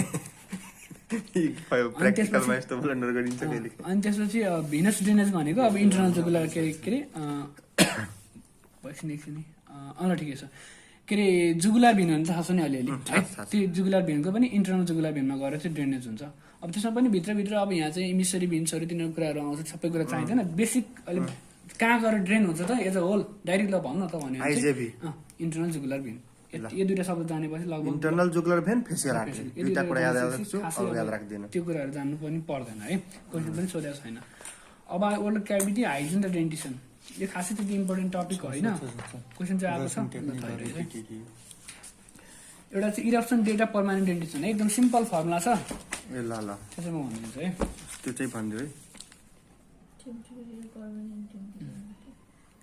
हामीलाई यस्तो छ नि, हामीले बुझ्छौ यस्तै यस्तै क्वेसन दिइहाल्छ त्यसले सानो सानो। ल अब mama is in pain, papa can make meal है। ए त्यो फोरेन्सिकमा ल अब एकचोटि है, central incisor, lateral incisor, canine, premolar 1, premolar 2, molar 1, molar 2, molar 3 भयो है। 6, 7, 7, 8, 7, 8, 8, 9 ठिक छ। यस्तो यस्तो यस्तो उल्टो जेट भयो, ठिक छ। यता हेर न सबजना, यो हेर यहाँ हेर न, उल्टो जेट भयो अनि उल्टो यान सम्झिने, ठिक छ है। 10, 12, 6, 7, 7, 8, 7, 8, 11, 12 एकछिनमा बनाउँछ। त्यसपछि आयो यतापट्टि चाहिँ 11 कमन हुन्छ, 11 to 12, यतापट्टि चाहिँ 10 to 11 ठिक छ है। अब यतापट्टि आयो तिम्रो फर्स्ट मोलार भनेको पनि, यो पनि 67 हुन्छ, यो पनि 67 नै भयो है, ठिक छ। यो इक्वल हुन्छ है। सुरुमा तिथ फर्स्ट टाइम तिथ कुन आउँछ भन्दा पछाडिपट्टिको मोलार, यो चाहिँ पर्मानेन्ट तिथको कुरा गर्दैछ है। Permanent we are talking about permanent teeth. Permanent teeth यहाँ चाहिँ उल्टो जेट उल्टो यान अनि यतापट्टि एउटा सिधा धर्को अनि यतापट्टिमा फेरि भनिदिन्छु यतापट्टि 17 to 11 to 14 11 to अनि बुद्धि बङ्गडा भनेको कुन दाँत हो? यो चाहिँ थर्ड मोलार है 12 to 14 भयो त्यसपछि यतापट्टि 17 to 23 सम्म अथवा 25 सम्म नै हुन सक्छ 23 लेखेर चाहिँ आइडियल भयो 17 to 23 ठिक छ यही नै हो यतापट्टिको सुरुमा है यो दाँत पनि फर्स्ट मोलार पनि 6 देखि 7 इयर्समा आउँछ यो पनि 6 देखि 7 इयर्समा आउँछ यो दाँत आइसकेपछि यतापट्टि ल्याटरल इन्साइजर आउँछ 7 देखि 8 इयर्समा त्यस पछाडि फेरि यो ल्याटरल इन्साइजर आएपछि बल्ल माथिपट्टिको सेन्ट्रल इन्साइजर आउँछ ठिक छ 7 8 मा यो 7 8 आइसकेपछि यतापट्टि माथिपट्टिको ल्याटरल इन्साइजर आउँछ 8 to 9 6 7 7 8 7 8 यो चाहिँ सेम नै भयो इक्वल नै भयो त्यसपछि एक स्टेप बढ्यो यसमा पनि एक स्टेप बढाएको थियो है यहाँदेखि 67 मा एक स्टेप बढ्यो यो र यो सेम नै भयो फेरि यहाँ चाहिँ एक स्टेप बढ्यो ठिक छ पहिला लोअर डेभलपमेन्ट हो अब यसमा चाहिँ सरी यहाँ 10 to 12 10 to 11 है यसमा चाहिँ 12 कमन छ है दुईटैमा यसमा चाहिँ 10 कमन छ माथिपट्टिकोमा 11 देखि 12 10 देखि 12 त यसरी सुरु गरे पनि भयो 10 देखि 12 10 देखि 12 सेम नै भयो यो दुईटा है ठिक छ अनि 11 देखि 12 अनि 10 देखि 11 अब ठ्याक्कै प्रिमोलर केसमा चाहिँ यति नै हुनुपर्छ भन्ने मिस्टेकै भयो भने खासै फरक पर्दैन यसमा चाहिँ मिस्टेक गर्नु भएन है यसमा चाहिँ अब सम्झिनलाई चाहिँ तलपट्टि 12 कमन छ माथिपट्टि 10 कमन छ भनेर सम्झे भयो क्या 11 12 भयो यसमा 11 10 10 11 भयो यहाँ चाहिँ अब जसरी हुन्छ 10 11 12 मा तीनटा ओभरमा यस्तै तरिकाले रोटिहाल्छु जसरी हुन्छ त्यसरी ल आफूलाई याद गर यो दुईटा भनेको तल र माथिको सेम नै हो 6 to 7 इयर्समा है सजिलो भयो त यो है यो फर्स्ट मोलार तल र माथिको सेम नै छ सेकेन्ड मोलार भनेको 11 देखि 14 वर्षमा हुन्छ भने माथिपट्टि अलि 1 वर्ष ढिलो आउँछ 12 देखि 14 है यो भनेको तलपट्टिको मोलारमा माथिपट्टिको मोलारमा खासै केही डिफरेन्स छैन यो पनि सेम नै हो 17 23 17 23 ए ल मजा ठिक छ 6 7 7 8 यहाँबाट सेम भयो 7 8 8 9 यसमा बढ्यो एक स्टेप यसमा नि एक स्टेप बढ्यो यो दुईटा सेम छ ठिक छ 8 9 भयो अब हामीले 10 बाट सुरु गर्छ 9 सिद्धिसक्यो है 10 12 त्यसो 10 12 सेम नै छ त्यसपछि यतापट्टि आयो 11 12 10 12 खासै फरक पर्दैन यताउता 1 2 वर्ष हामीले चाहिँ एक्ज्याक्ट जान्नुपर्छ त्यही भएर यस्तो बनाएको थियौँ तिमीहरूले चाहिँ 10 12 लेखेर छोड्दैन त्यस्तो फरक चाहिँ केही हुन्न है न त यस्तो पनि गरेको हुन्थ्यो कि यसलाई एन नबनाएर यसलाई उल्टो सी बनाएर ठ्याक्कै मिल्थ्यो क्या 10 11 ठ्याक्कै त्यसपछि 10 12 10 12 ल हुन्छ ल त्यसरी सम्झे पनि हुन्छ ल ठिकै छ अब त्यसपछि यतापट्टि 6 7 भयो यो पनि 6 7 भयो है अनि त्यसपछि यतापट्टि चाहिँ 11 देखि 14 वर्षसम्म हुनसक्छ अलि अगाडि आउनु चान्स हुन्छ यसमा चाहिँ 12 देखि 14 भयो है अब यहाँको कुनै बुकमा अलिकति 1 2 वर्ष यताउता डिफरेन्स हुनसक्छ केही छैन तिम्रो हामीले रेफरेन्स मानियौँ है केही फरक पर्दैन अलिकति फर्स्ट मोलारमा 10 12 10 11 है 10 12 10 11 ठिक छ त्यस पछाडि 11 12 लोवरमा है 11 12 यहाँ चाहिँ 11 लेखाएर चाहिँ एउटा चाहिँ डिफरेन्स जस्तो भयो यहाँ 10 12 यसमा 10 12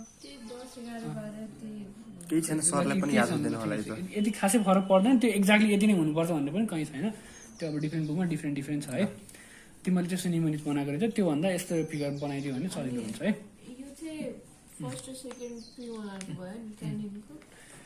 अब क्यानाइन चाहिँ यो दुइटा भ्याइसकेपछि यहाँ क्यानाइन छुट्या रहेछ एउटा है हामी यहाँ कहाँसम्म भ्याएको थियौँ 8 to 9 सम्म भ्याएको थियौँ है अब आयो यो भ्याएपछि 9 to 10 ठिक छ है यहाँसम्म 8 to 9 भयो 9 to 10 भयो यही 9 लाई युज गर्ने यहाँ पनि हामीले 8 लाई युज गऱ्यौँ यसमा पनि 8 युज गऱ्यौँ यहाँ 9 भयो यसमा पनि 9 युज गऱ्यौँ कि ठिक छ यो सबै भएपछि अनि यतातिर प्रिमलार्सहरू भएपछि अनि बल्ल माथिपट्टि क्यानाइन हुन्छ क्या कता गयो 11 देखि 12 मा डाइरेक्ट यहाँ 10 पछि अझ एक ग्याप हुन्छ अनि बल्ल 10 11 माथिको आउँछ क्या है यो चाहिँ क्यानाइन ठिकै छ हामीले त्यसरी सम्झिन्छ तिमीलाई निमाउने सही लाग्यो भने यो तर बेसिकल्ली यति भएपछि ब्लन्डर चाहिँ हुँदैन क्या अब है 1 2 वर्ष यताउता भएर त्यस्तो फरक चाहिँ पर्दैन अनि त्यसपछि अब आयो लो के अरे यो चाहिँ पर्मानेन्टको भयो है प्राइमरीको प्राइमरी भनेको दुधको दाँत जुन बच्चावाला दाँत ठिक छ यो चाहिँ 6 7.5 त्यसपछि 7 त्यसपछि लोवरमा सरी तलपट्टि 7 हो 7 भयो 9 भयो है यसमा पनि त्यही उल्टो जेटै फलो हुन्छ क्या बेसिकल्ली ठिक छ 6 भयो 7 भयो त अघि चाहिँ यहाँ यो दुइटा सेम थियो यहाँ चाहिँ 7 मा अझ हाफ जोड्नु पऱ्यो त्यही हो है 7 7.5 9 भयो अनि त्यसपछि आयो यसमा चाहिँ क्यानाइन भयो प्रिमोलर सिमोलर केही पनि हुँदैन है बच्चाहरूमा बच्चाहरूमा के हुन्छ भन्देऊ न central incisor lateral incisor क्यानाइन molar 1 molar 2 यति 5 वटा मात्र है मोलार 1 मोलार 2 अरू यहाँ के छ यहीँ भएको डाटा गऱ्यो भने सहिले भयो यही फिगर अनुसार फर्स्ट मोलार चाहिँ 10 देखि 12 गऱ्यो ल तर यस्तोमा चाहिँ के छ 10 12 गरौँ 12 12 14 हो कि खासै 12 14 16 18 है ठिक छ 12 14 16 18 2 2 2 2 ग्याप ठिक छ अनि 20 24 सक्छ नि अब 6 7 यो 6 7 7.5 9 नौ अझ यो 7.5 पनि सम्झिनु गाह्रो लाग्यो भने 6 7 7हरू छ नि हामीले यहाँ सेम सेम भनेको छौँ नि 7 भने नि केही फरक पर्दैन कि 7.5 भनेको छ महिनामा 8 भन्दै फरक पर्छ महिनामा छ त्यो पनि हाफ महिनाको 8 भन्दै फरक पर्छ त्यो फरक पर्दैन त्यस्तो गरिदिनु 6 7 8 9 हुन्छ त्यो गरिनु भयो होइन तर एक्ज्याक्टली जान्दाखेरि चाहिँ त्यही हो नत्र भने अनि यसमा 10 12 14 18 10 के अरे 12 14 16 है 10 होइन 10 त यहाँ कुनै पनि छैन है 12 बाट सुरु हो 12 14 16 18 त्यसपछि 20 24 ल है ओके यो पनि कहानी सक्यो यसको पनि अब यो पनि भ्यायो है अब यसमा के छ हो यो अहिले स्टेजहरू भन्छ नि डेभलपमेन्टल स्टेजहरू यो चाहिन्छ र हामीलाई चाहिँदैन हामीलाई सर जस्ट खाली सोध्छ इरप्सन डेट मात्रै सोध्छ ल ठिकै छ यो इरेक्सन डेट भयो यो भयो है ब्रसिङ टेक्निकली त्यो अहिले त्यो आउँछ ल आउँछ त्यो अर्को एफडिआई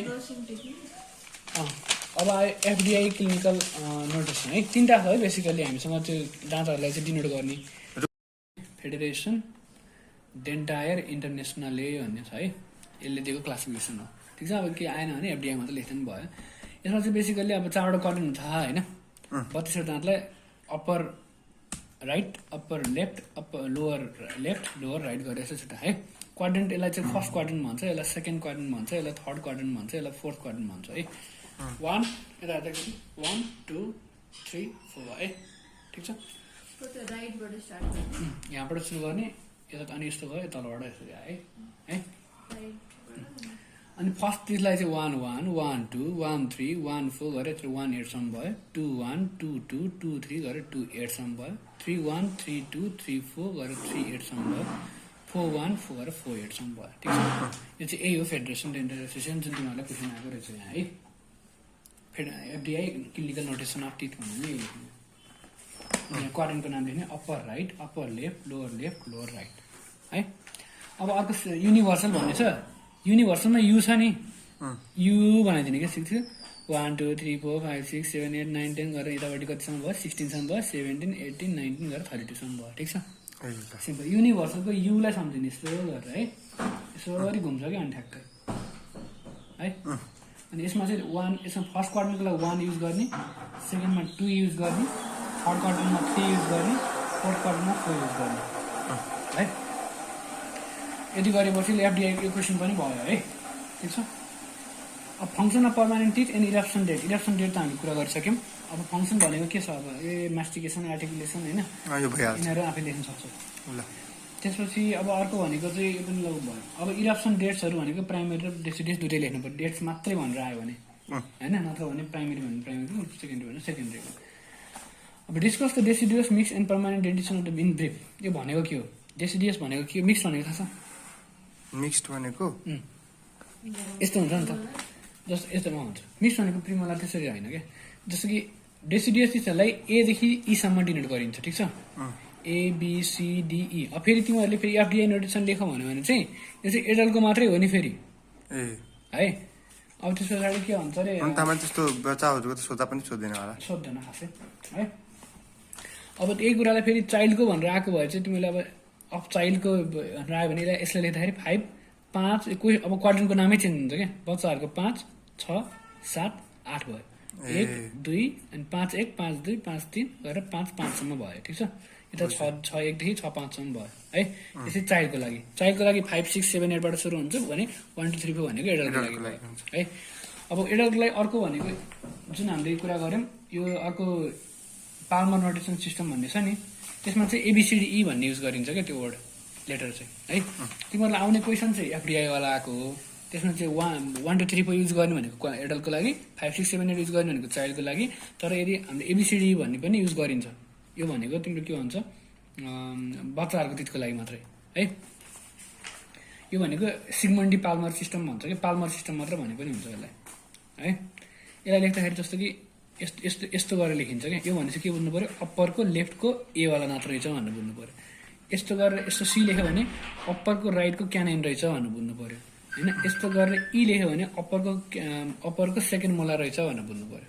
ए ठिक छ। अप्परको लेफ्टको अप्परको राइटको यस्तो भएपछि यस्तो के क्वाड्रेन्टलाई यसरी डिभाइड गर्यो ए अनि कस्तो कुन सेपमा बनाएको छ भन्ने के बुझेँ, सपोज लोवरको राइट बनाउनु पर्यो भने ई गर्ने यस्तो गर्ने के ठिक छ ए बुझ्यो यस्तो गर्नु भने सी गर्ने यसरी ए बुझ्यो होइन त्यो भनेको पाल्मर सिस्टम भयो उम्, अब पाल्मर सिस्टममा अनुसार चाहिँ अब तिमीले के भन्दै थियो युनिभर्सल भयो युनिभर्सल पनि भयो यो पनि भयो सिस्टमको बारेमा भयो Question कुन क्वेसन भन्दाखेरि ए मिक्स डेन्टिसनको कुरा गर्दै थियो कि यहाँ चाहिँ अब के हुन्छ भने तिनीहरू आउँदाखेरि चाहिँ सुरुमा बच्चाको दाँत आउँछ ABCDE गरेर है होइन ठिक छ अनि त्यसपछि यतापट्टि पनि त्यस्तै गरेर ABCDE हुन्छ हामीले एउटा लेफ्ट साइडको मात्रै हेरौँ है अहिले एकछिन यो दाँत आइसकेपछि सर्टेन टाइमपछि यो दाँत जान्छ ठिक छ 6 इयरको टाइममा चाहिँ पर्मानेन्ट इरप्सन हुन्छ भनेर हामीले अघि बनाइसक्यौँ होइन 6 इयरको टाइममा पर्मानेन्ट यसको तल्लोपट्टिबाट के आउँछ 1 आउँछ ठिक छ यहाँ 2 आउँछ भनौँ अथवा 3 1 3 2हरू आउनु थाल्छ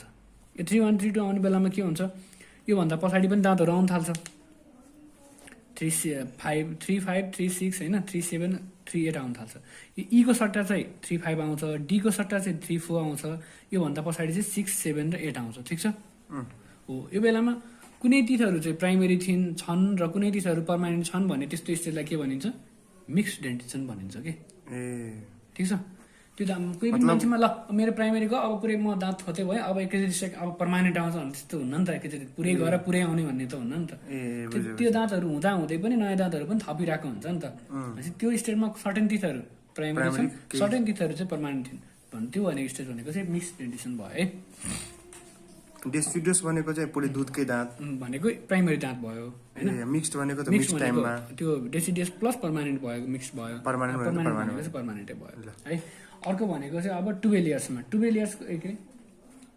डिफ्रेन्ट रहेछ त 8 वर्षमा 8 मन्थमा 16 मन्थमा 6 मन्थमा र 12 महिनामा है यो कुरा थाहा यो क्वेसन सल्भ गर्नलाई चाहिँ के जान्नु पर्यो त्यही डेट वाला त्यो जान्नु पर्यो ठिक छ यो त एकदमै खतरै हुने हो कि है ल अब यसको लागि सपोज मैले एउटा 8 मन्थको लागि गरेँ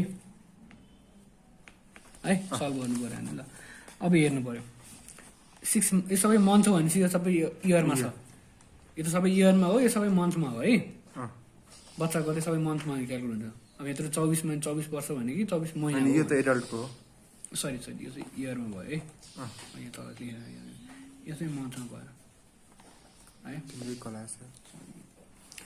कुनै पनि 8 मन्थमा अथवा 16 मन्थमा 6 इयरमा 12 इयरमा कतिवटा दाँत छ पुरै दाँतहरू लेख भनेर आउँछ है त्यस्तो बेलामा त्यो सल्भ गर्नको लागि यो दुईवटा कुरा थाहा नभएको मान्छेले क्वेसन कुनै पनि हालतमा सल्भ गर्न सक्दैन ठिक छ अब आएर 8 मन्थ भनेपछि हामीसँग 8 मन्थमा के हुन्छ सेन्ट्रल इन्साइजर एनसी यो पनि 8 9 भयो पनि ल्याटरल अनि यो त इन्साइजर इयर हो सरी म अघिदेखि यो हेर्छु माथिपट्टि भयो है यसमा पनि त्यही भयो सेन्ट्रल इन्साइजर आयो होइन यो चाहिँ आएन यो चाहिँ 6 to 7 यो पनि आयो सेन्ट्रल इन्साइजर थियो यो चाहिँ ल्याटरल इन्साइजर भयो त्यही प्रमाणले भनेपछि अब अरू दाँतहरू कुनै पनि भएन यति 3टा मात्र दाँत हुने भयो 8 मन्थमा चाहिँ ठिक छ ठिक छ यो त सिम्पल भयो एकदम मन्थमा छ बच्चाहरूको दाँत अब जब अलिकति कम्प्लेक्स भनेको चाहिँ 6 इयर र 12 इयरमा हो क्या यो चाहिँ अब 6 मन्थ र मन्थ चाहिँ यहाँ हेरेर गर्न सक्छ नि त कुन कुनमा पर्ने भयो भने लेख्दै जाने जहाँ चाहिँ बढी हुन्छ त्यसले केयर दिए पनि भयो रफमा सर लेखेँ यहाँ चाहिँ गर्ने अब आयो 6 इयरको वाला गरौँ है त अब यो प्राइमेरी टिथहरू त अलरेडी आइसकेको हुन्छ पुरै आइसकेको हुन्छ होइन अनि तर त्यही 6 इयरमा के हुन्छ अब पर्मानेन्ट टिथहरू पनि बिस्तारै रिप्लेस हुन थाल्छ एउटा यस्तो खालको क्वेसन आयो भने चाहिँ अलिक दुईचोटि आइसकेको चाहिँ यसो हेर है सर्टेन टाइममा ल ठिकै छ उसले ल 6 इयरमा चाहिँ आयो भने हामीसँग यो सबै दाँतहरू छ सबै यसो लेख सेन्ट्रल इन्साइजर ल्याटरल इन्साइजर क्यानाइन अनि के प्रिमोलार भुन्टेन तलपट्टि होइन मोलार 1 मोलार 2 मोलार 1 मोलार 2 यति हुन्छ है 5वटा हुन्छ है अब हामीले चाहिँ के भन्नु पर्यो 6 इयरमा चाहिँ कुन दाँत छ भनेर लेख्यो भने कुन रिप्लेस हुन्छ भन्थे यहाँ चाहिँ 6 to 7 छ है अर्को यहाँ चाहिँ 6 to 7 छ अर्को यहाँ चाहिँ 6 to 7 छ ठिक छ यो 3टा दाँत मात्र नयाँ कुरा आउँदो रहेछ 6 इयरमा भनेपछि यसको सट्टा चाहिँ के भयो अब यो प्राइमरीको सट्टा चाहिँ के भन्छ यो चाहिँ पर्मानेन्ट भयो ठिक छ यो पनि पर्मानेन्ट सरी भएन यो टेम्पोररी भयो यो चाहिँ यो परेन है यो चाहिँ प्राइमरी नै भयो है यिनीहरू सबै अरू प्राइमरी नै भयो है अथवा यसरी यो चाहिँ प्राइमरी भनेर यसरी लेख्ने। अब नयाँ कुरा के थपिन्छ त भन्दाखेरि यतापट्टि फर्स्ट मोलारहरू जहिले पनि बच्चाको दाँतभन्दा पछाडि नै आउँछन्, ठिक छ। भनेपछि योभन्दा अझ पछाडि हुन्छ क्या। यहाँ M1 M2 त हो, तर कुनवाला चाहिँ यो ऊवाला हो क्या, 1 डिग्रीवाला हो क्या, भनेको प्राइमरीवाला प्राइमरी है। तर यो फेरि यमैले डिनोट गर्ने भन्दाखेरि कन्फ्युज हुन्छ नि त, यता पनि एम यता पनि एम लेखेको कसरी दुइटा एम भयो भन्नु सक्छ। यो 1 डिग्रीवाला भयो, यो M1 नै हो, तर यो 2 डिग्रीवाला भयो, ठिक छ ठिक छ बुझ्यो। यो चाहिँ 6 इयरमा भयो क्या। यतापट्टि पछाडि एउटा हुँदैन। यो यिनीहरू चाहिँ केले रिप्लेस प्रिमोलारको सट्टा चाहिँ यिनीहरूको सट्टा चाहिँ प्रिमोलार्सहरू आउँछ क्या। ठ्याक्कै यो दाँत झरेपछि त्यसको मुनिबाट प्रिमोलार आउँछ। त्यही भएर यिनीहरूको भन्छ यहाँ हेर्दा त हो 3टा मोलार आइसक्यो, बच्चा ऊ भइसक्यो, 6 वर्षमै 3टा मोलार थर्ड मोलार आइसक्यो जस्तो देखिन सक्छ नि त यसो हेर्दाखेरि त। यहाँ नि मोलार छ, यहाँ पनि मोलार छ, यहाँ पनि मोलार छ। अनि वास्तवमा के हो त यो दुइटा प्राइमरी मोलार हो। यो चाहिँ प्राइमरी फर्स्ट पर्मानेन्ट चाहिँ फर्स्ट मोलार हो क्या है। यो चाहिँ अलिक हेर्दाखेरि सिम्पल है, बच्चाको दाँतै त जस्तो लाग्छ। एट द सेम अब 6 इयरको टाइममा चाहिँ यसो हेर्दा त 3टै सर मोलार देखिन्छ क्या होइन। त्यसरी 3टा मोलार रहेछ भन्दा हो कसरी भयो यस्तो भन्ने चाहिँ होइन। अब अर्को क्वेसन चाहिँ के छ 6-12 इयरको है।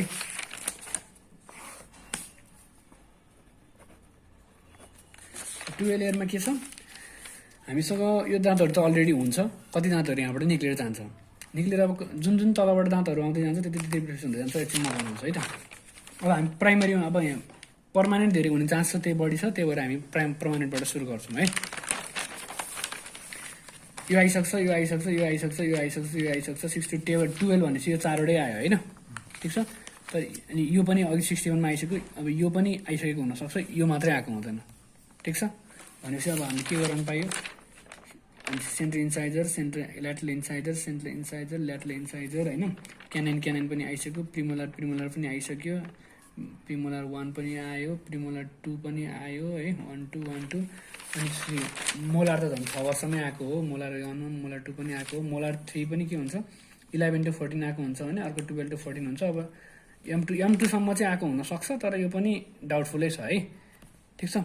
अनि अथवा माथिपट्टि M2 आएको हुनसक्छ, नआएको हुनसक्छ होला। यो पनि यतिसम्मले, यो चाहिँ 12 इयर्समा भयो, ठिक छ। यो भनेको सिम्पल ए नै भयो बेसिकल्ली, तर M3 चाहिँ लेख्नु भएन है, किनभने यो त 17 देखि 23 वर्ष लाग्छ नि त, 12 वर्षमा त आइसक्यो हुँदैन। यो बाहेक सबै लेख्ने 12 वर्षकोमा, 6 वर्षमा चाहिँ यो सबै लेख्ने प्लस एउटा यहाँ पछाडि 2टा मोलार थपिदिने होइन। अनि एउटा यहाँको सेन्टर इन्साइजर पर्मानेन्ट हुन्छ भनेर भन्ने है।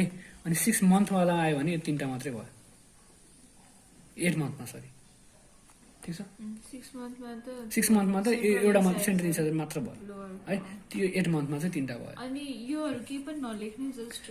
मतलब अब टोटल अब जस्तो कि अब टोटल तिथ कतिवटा भयो त भन्दाखेरि यो त हामीले लेफ्ट साइडको मात्र भन्ने, राइट साइडमा पनि छ होइन। भनेपछि कति भयो 1 2 3 4 5 6वटा दाँत आइसक्यो। टोटल टिथ प्रेजेन्ट भनेको 6 teeth are present in the mouth है, ठिक छ ठिक छ।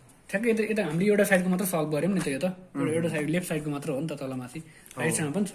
त्यसलाई मल्टिप्लाई इन्टु 2 गरेर चाहिँ टोटल टिथ यति भयो नि लेख्ने है। अब यो खालको आयो भने गर्न सक्छ होइन, ल गर्न सकिन्छ। अब त्यसपछि list the different numbering question आएकै रहेछ त।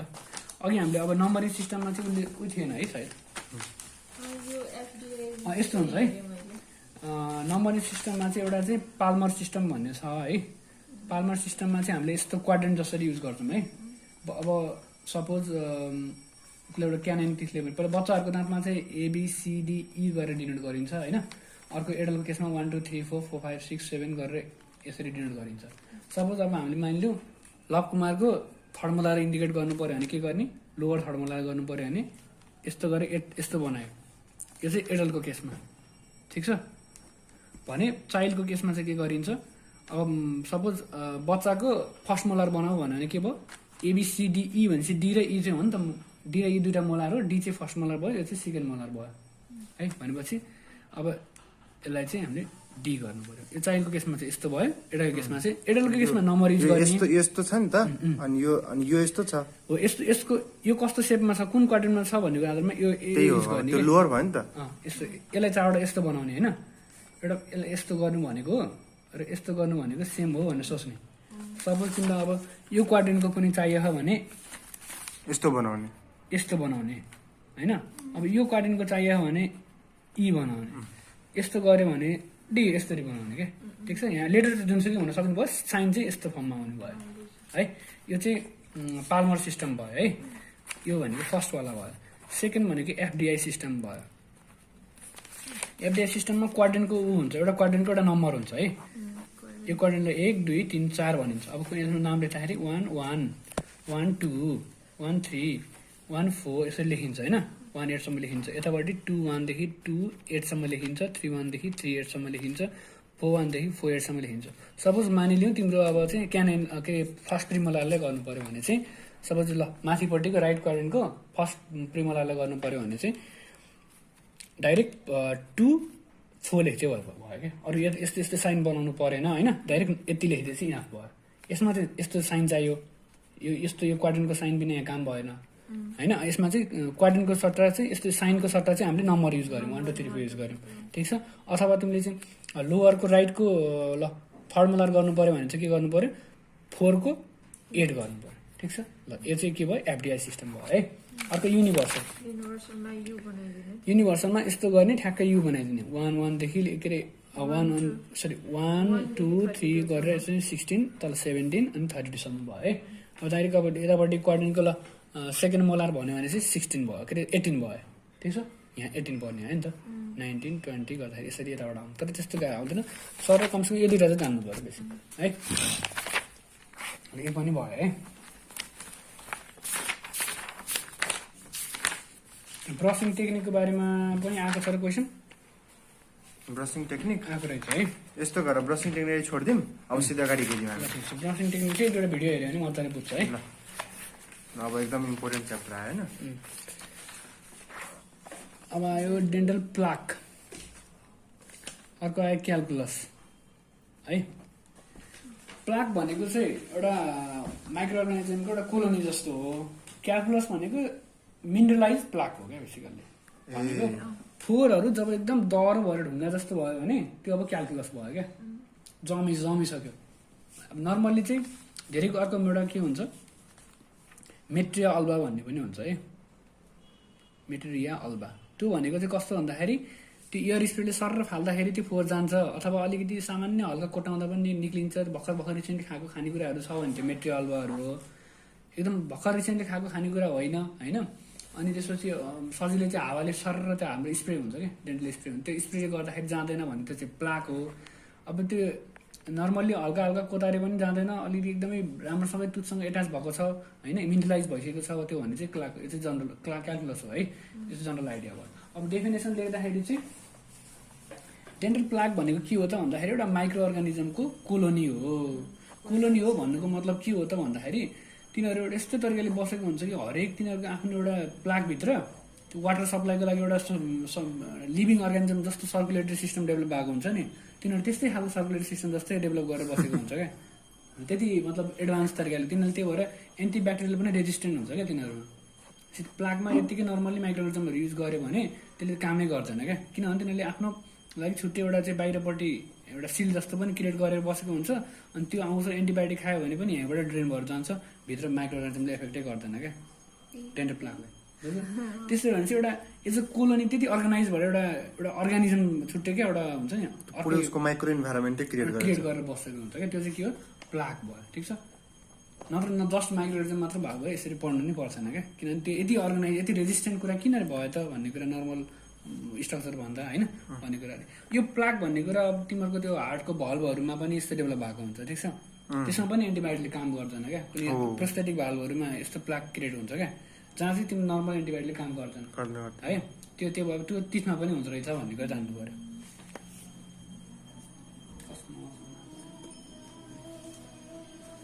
त्यसपछि यदि प्लाक माथि चाहिँ गएर चाहिँ यो क्याल्सियम फस्फोरसहरू होइन फस्फेट्सहरू गएर डिपोजिट भएपछि के हुन्छ, त्यो दह्रो हुन्छ नि, अलि दह्रो भएपछि एउटा ढुङ्गा जस्तो भन्यो क्या। त्यो अब एउटा सपोज तलपट्टि तुत छ भने ठ्याक्क तुतकै सर्फेसमाथि मजाले ऱ्याप भएर एउटा चाहिँ स्ट्रङ बनाएर एउटा फाउन्डेसन जस्तो बनाएर बसेको हुन्छ, त्यो चाहिँ क्यालकुलस हो। क्यालकुलसको माथिपट्टि अथवा भित्रपट्टि चाहिँ प्लाक हुन्छ फेरि, ठिक छ। Mineralise plaque is called calculus, ठिक है। प्लाक भनेको एउटा चाहिँ एकदमै हाइली स्पेसिफिक पनि हो तर एउटा स्ट्रक्चरल एन्टिटी हो जसमा चाहिँ माइक्रो अर्गानिजमहरूले कोलोनी बनाएर बसेको हुन्छ। त्यो कहाँ हुन्छ, टुथमा हुन्छ, रेस्पिरेसन गरेको ठाउँहरूमा हुन्छ, अथवा अरू कुनै पनि अरू केले बनेको हुन्छ चाहिँ होइन।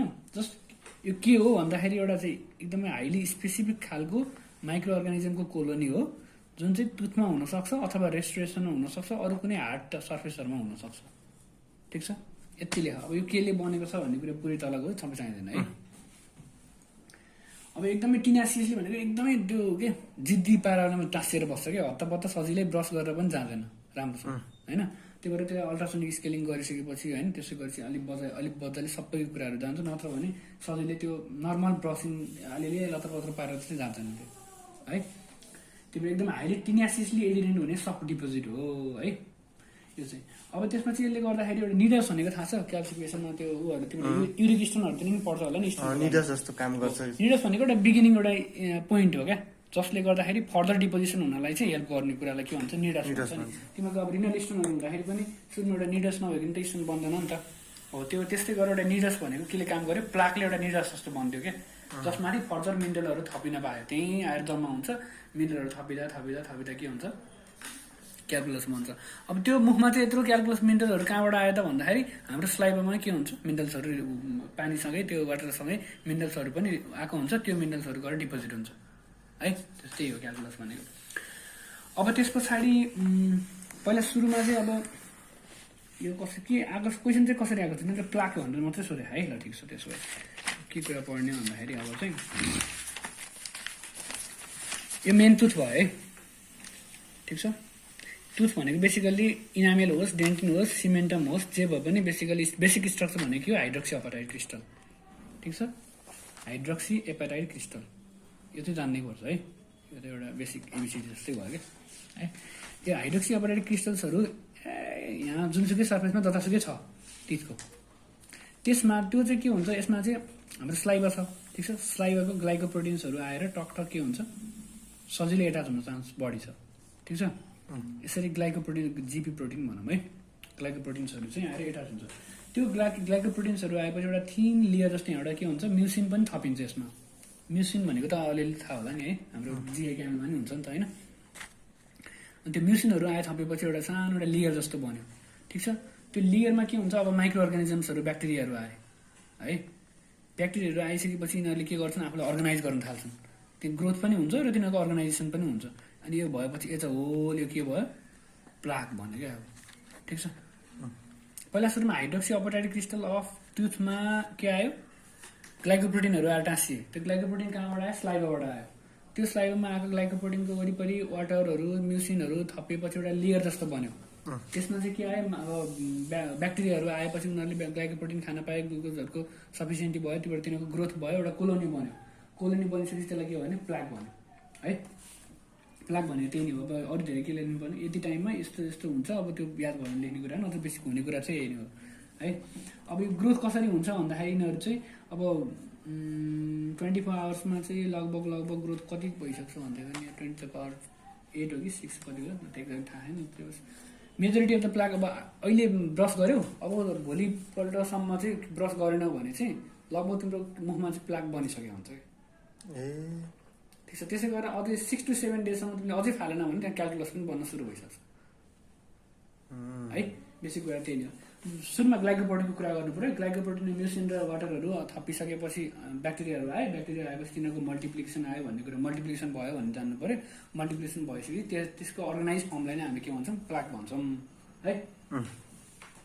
अब प्लाकहरू धेरै जसो कहाँ हुन्छ भन्दा माथिपट्टिको भित्रपट्टि भनेको प्याराटल सर्फेस होइन, अनि त्यो लोवरकोमा पनि भित्रपट्टि भनेको लिङ्गल भयो, बाहिरपट्टि भनेको लेबियल सर्फेस।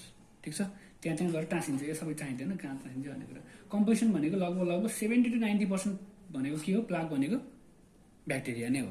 ठिक छ, ब्याक्टेरियाको घर नै हो भन्नुपर्ने नि त अघि हामीले यो 70 to 90% अफ यो भोल्युम भनेको ब्याक्टेरिया नै हो। बाँकी तिम्रो 10 to 30% भनेको अब अर्ग्यानिक इनअर्ग्यानिक मेटेरियलहरू डेब्रिजहरू सेल के अरे त्यो फाइबर्सहरू केही हुनसक्छ है। अब माइक्रो अर्गानिजमहरू केले बन्छ, ग्राम पोजिटिभ पनि हुन्छ, ग्राम नेगेटिभ सबै चाहिँदैन। अर्को कुरा के हो एरोबिक र एनारोबिक भनेको थाहा छ नि होइन। अलिकति रुट सर्फेस भनेको भित्रपट्टि हुन्छ, त्यहाँ चाहिँ एनारोबिक माइक्रो अर्गानिजमहरू हुन्छ, माथिपट्टि क्राउन सर्फेसमा चाहिँ एरोबिकहरू हुन्छ। यो सबै जान्नु परेन एरोबिक र एनारोबिक हुन्छ ग्राम पोजिटिभ नेगेटिभ सबै हुनसक्छ भनेर यति मात्र हुन्छ ठिक छ कहिलेकाहीँ फन्जाइहरू यिनीहरू पनि हुनसक्छ तर मेन भनेको ब्याक्टेरिया नै हो है ब्याक्टेरिया नै हो अब फन्जाइहरू पनि हुनसक्छ यो पनि हुनसक्छ तर ब्याक्टेरियाकै कोलोनी हो यति जानेपछि भयो अब यसमा पनि अब कति नम्बर आउँछ क्वेसन चाहिँ खास त्यही 3-4 नम्बर धेरैभन्दा धेरै भनेपछि के लेख्नु पर्यो डेफिनेसन थाहा भयो एउटा हाइली स्पेसिफिक अर्गानिजम एउटा त्यही कोलोनी हो एउटा कोलोनी अफ माइक्रो अर्गानिजम हो जुन चाहिँ टिथरमा अथवा हार्ड टिचरमा हुन्छ लेख्नु पर्यो यो कसरी बन्छ भन्दा हाइड्रोक्सी अपरेटमा माथि ग्लाइकोप्रोटिनहरू थपेर त्यसको माथि ब्याक्टेरिया ग्रोथ भएर बन्छ 24 आवर्सभित्रमा हामीले प्लाक डिटेक्ट गर्न सकिन्छ त्यसपछि यो भनेको यता दाँतको भित्रतिर प्याराइटल सर्फेसहरूतिर लिङ्गल सर्फेसतिर एट्याच भएको हुनसक्छ त्यस पछाडि यसमा चाहिँ माइक्रो अर्गानिजमहरू एरोबिक नन एरोबिक दुवै हुन सक्छन् पोजिटिभ नेगेटिभ हुन सक्छन् कोकै बसिला हुन सक्छन् होइन पोसिबिलिटी अल सबै कुरा हुनसक्छ है यो फन्जाइ प्यारासाइट पनि हुनसक्छ है नहुने चाहिँ होइन त्यसपछि अब यसमा पनि अर्ग्यानिक पोर्सन र इनअर्ग्यानिक पोर्सन हुन्छ मोस्ट अफ द कुरा 90% त के अनि यसको चाहिँ कम्पोजिसन लेख्नु पऱ्यो है प्लाकको चाहिँ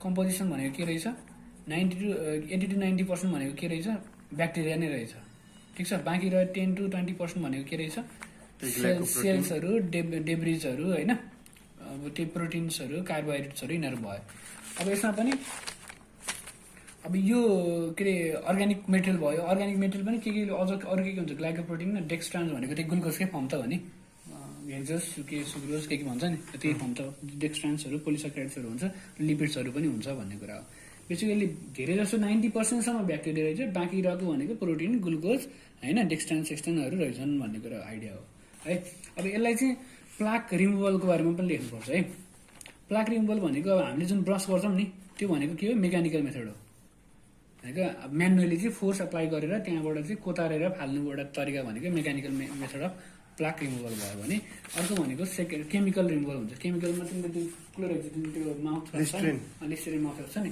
त्यो भनेको chemical method of plaque control भयो कि त्यसले पनि हटाउँछ है यसले चाहिँ के गर्छ भन्दाखेरि त्यो अब यसमा चाहिँ सिएचएस वाला चाहिँ होइन है सिएचएस कम्पोजिसनमा कि नर्मलमा अल्कोहल वाला हो निकाल्नु त म लिस्टरिन अल्कोहल हो कि अल्कोहल फ्री हो भन्ने कुरा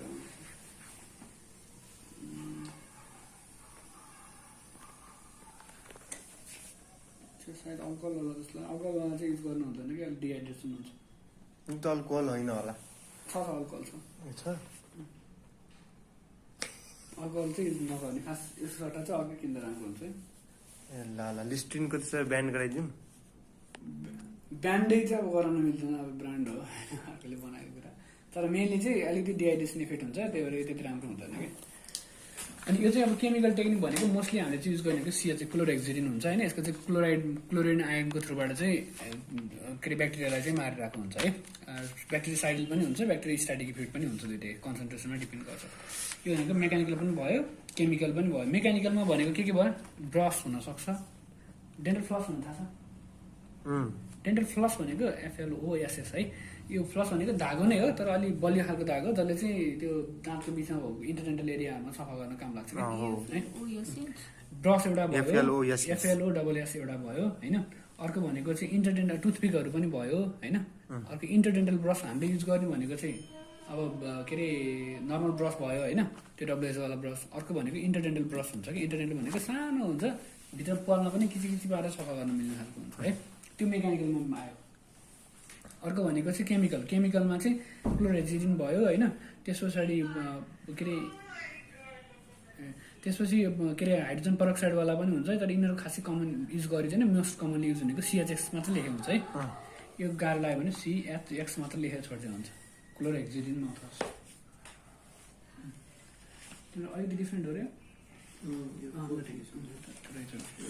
त्यसपछि अब अर्को भनेको खानेकुराहरू पनि पहिला चाहिँ मान्छेले फुड एकदमै रफ फुडहरू खान्थे त्यसबाट आफै ब्रसिङ जस्तो हुन्थ्यो क्या एउटा प्लाक कन्ट्रोल हुन्थ्यो क्या अचल चाहिँ हामीले चाहिँ मोस्टली यो खानेकुराहरू एकदम सफ्ट खानेकुरा मात्र खान्छौँ नि त तर यो मेथड चाहिँ खासै अचल युज हुँदैन अब पढ्ने मात्रै हो है बेसिकली मेकानिकल र केमिकल नै हो लेख्ने चाहिँ है अब यसले गर्दा के हुनसक्छ भन्दाखेरि डेन्टल केरिज हुनु यो भनेको ब्याक्टेरियाको घर हो भने चाहिँ यसले अभियसली दाँत कुहाइदिन्छ स्योर थाहा भएको कुरा हो यसले गर्दाखेरि केरिज हुनसक्छ त्यसले गर्दाखेरि अरू डेन्टिन इनामेल खिएर डेन्टिन एक्सपोज हुनसक्छ जसले गर्दा सेन्सिटिभिटी हुन्छ फेरि गएर होइन अर्को भनेको प्लाक चाहिँ गएर प्लाकले गर्दाखेरि नराम्रो देखिन सक्छ होइन फोहोर देखिन्छ एस्थेटिक भयो अलि यसले गर्दाखेरि चाहिँ गिजाको इन्फ्लामेसन हुने भयो जिन्जिभाइटिस हुने भयो कमन कुरा एकदम कमन सेन्स कुरा हो कि केही पनि छैन अब क्यालकुलस भन्ने आयो है, यही प्लाग भनेको फोहोर एउटा चाहिँ सामान्य एउटा लेयर जस्तो भयो, त्यसको माथि त्यसको मिनरलाइजेसन भयो भने प्लाग मिनरलाइजेसन क्यालकुलस भयो भने calculus, it is the mineralise plaque, यति लेखे हुन्छ है, केही लेख्नु पर्दैन।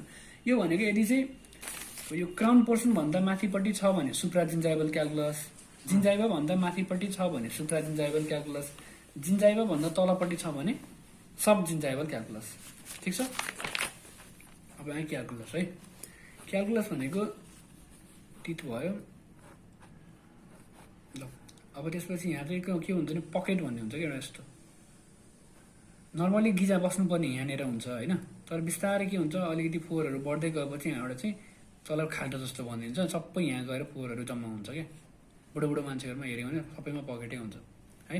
अनि यो जिन्जिबाको तल जिन्जाइबाको मतलब जुन हामीले बाहिर यस्तो देख्छ नि जिन्जाइबा, जुन यसरी देखिन्छ नि, त्यो जिन्जाइबा हामीले देख्ने चाहिँ यो मात्र हो, तर यसको भित्रपट्टि अझै फोहोरहरू लुकेको हुन्छ क्या मान्छेहरूमा। अनि हामीले चाहिँ मोस्टली स्केलिङ गर्ने भनेको त्यही नै हो मार्जिनल जिन्जिबा स्केलिङ गर्ने भन्छौँ नि हामीले होइन, त्यो नसुने होला, त्यो कुरा गर्ने भनेको हामीले जस्ट यहाँ त्यो स्केल इन्स्ट्रुमेन्टले सबै कुराहरू यस फोहोरहरू निकाल्ने हो है। अनि मार्जिनल जिन्जाइबा भन्दा भित्रपट्टि लुकेर बसेको हुन्छ क्या, त्यो फोहोरहरू बस्ने ठाउँलाई हामीले पकेट भन्छौँ है, खल्ती जस्तो क्या, एउटा सामान्य खल्ती जस्तो भयो नि त हेर्दाखेरि पकेट हुन्छ है। पकेट भनेको एकदम त्यो मेडिकल टर्मै हो क्या, त्यो नर्मल उ गर्नु भने होइन कि बुझाउनु त्यो मतलब पकेटै लेख्दा एकदम मतलब यो मार्जिनल जिन्जाइबामा मार्जिनल जिन्जाइबा भन्दा कि यसो भन्ने खास जिन्जाइबल सल्कस हो, अलिकति हल्का डेप्थ जस्तो चाहिँ जब नर्मल मान्छेमा नि हुन्छ, त्यो हल्का फोहोरहरू ब्रस गरेर जान्छ भने त्यो डेप्थ अझै बढ्दै गयो। जिन्जाइबल सल्कस चाहिँ 3 मिलिमिटर भन्दा बढी भएपछि त्यसलाई के भनिन्छ पकेट भनिन्छ क्या। ए ठिक छ। नर्मल्ली चाहिँ 3 mm सम्म नि ओके भनिन्छ है, तर कसै मान्छेमा 7-8 mm सम्म नर्मल बुढाबुढीहरूमा देखिरहेको हुन्छ क्या है, त्योलाई चाहिँ पकेट भन्छ। अब यो पकेट एरियामा चाहिँ यदि कसैको चाहिँ त्यो क्यालकुलसहरू डिपोजिट रहेछ भने त्यसले के भन्ने सब जिन्जाइबल क्यालकुलस भने, कसैको माथि दाँतमै देखिने गरेर अगाडि टिलिक्क कालो कालो यस्तो हुन्छ नि, त्यो भनेको के हो सुप्रा जिन्जाइबल क्यालकुलस। कालै हुन्छ पुरै हुन्छ बुढाबुढीहरूको सबैको हुन्छ क्यालकुलस है।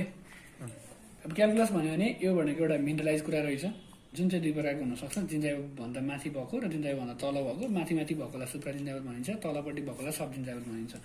माथि भएको एकदम माटो जस्तो हुन्छ भने तलपट्टि भएको फ्लिन्ट भनेको अलिक जमेको जस्तो क्या, अलिक डह्रो खालको है। यो चाहिँ अब ढुङ्गा भनेर बुझ्दाखेरि ठ्याक्कै फ्लिन्ट भनेको चाहिँ के थियो मैले मिनिङ पनि भुलेँ है। अब यसको मेन कम्पोजिसन भनेको चाहिँ के हुन्छ, क्याल्सियम चाहिँ अलिकति कम भएर फस्फेट बढी हुन्छ भने यसमा चाहिँ के हुन्छ क्याल्सियम चाहिँ बढी हुन्छ है लोवरमा, सब जिन्जाइबलमा चाहिँ है।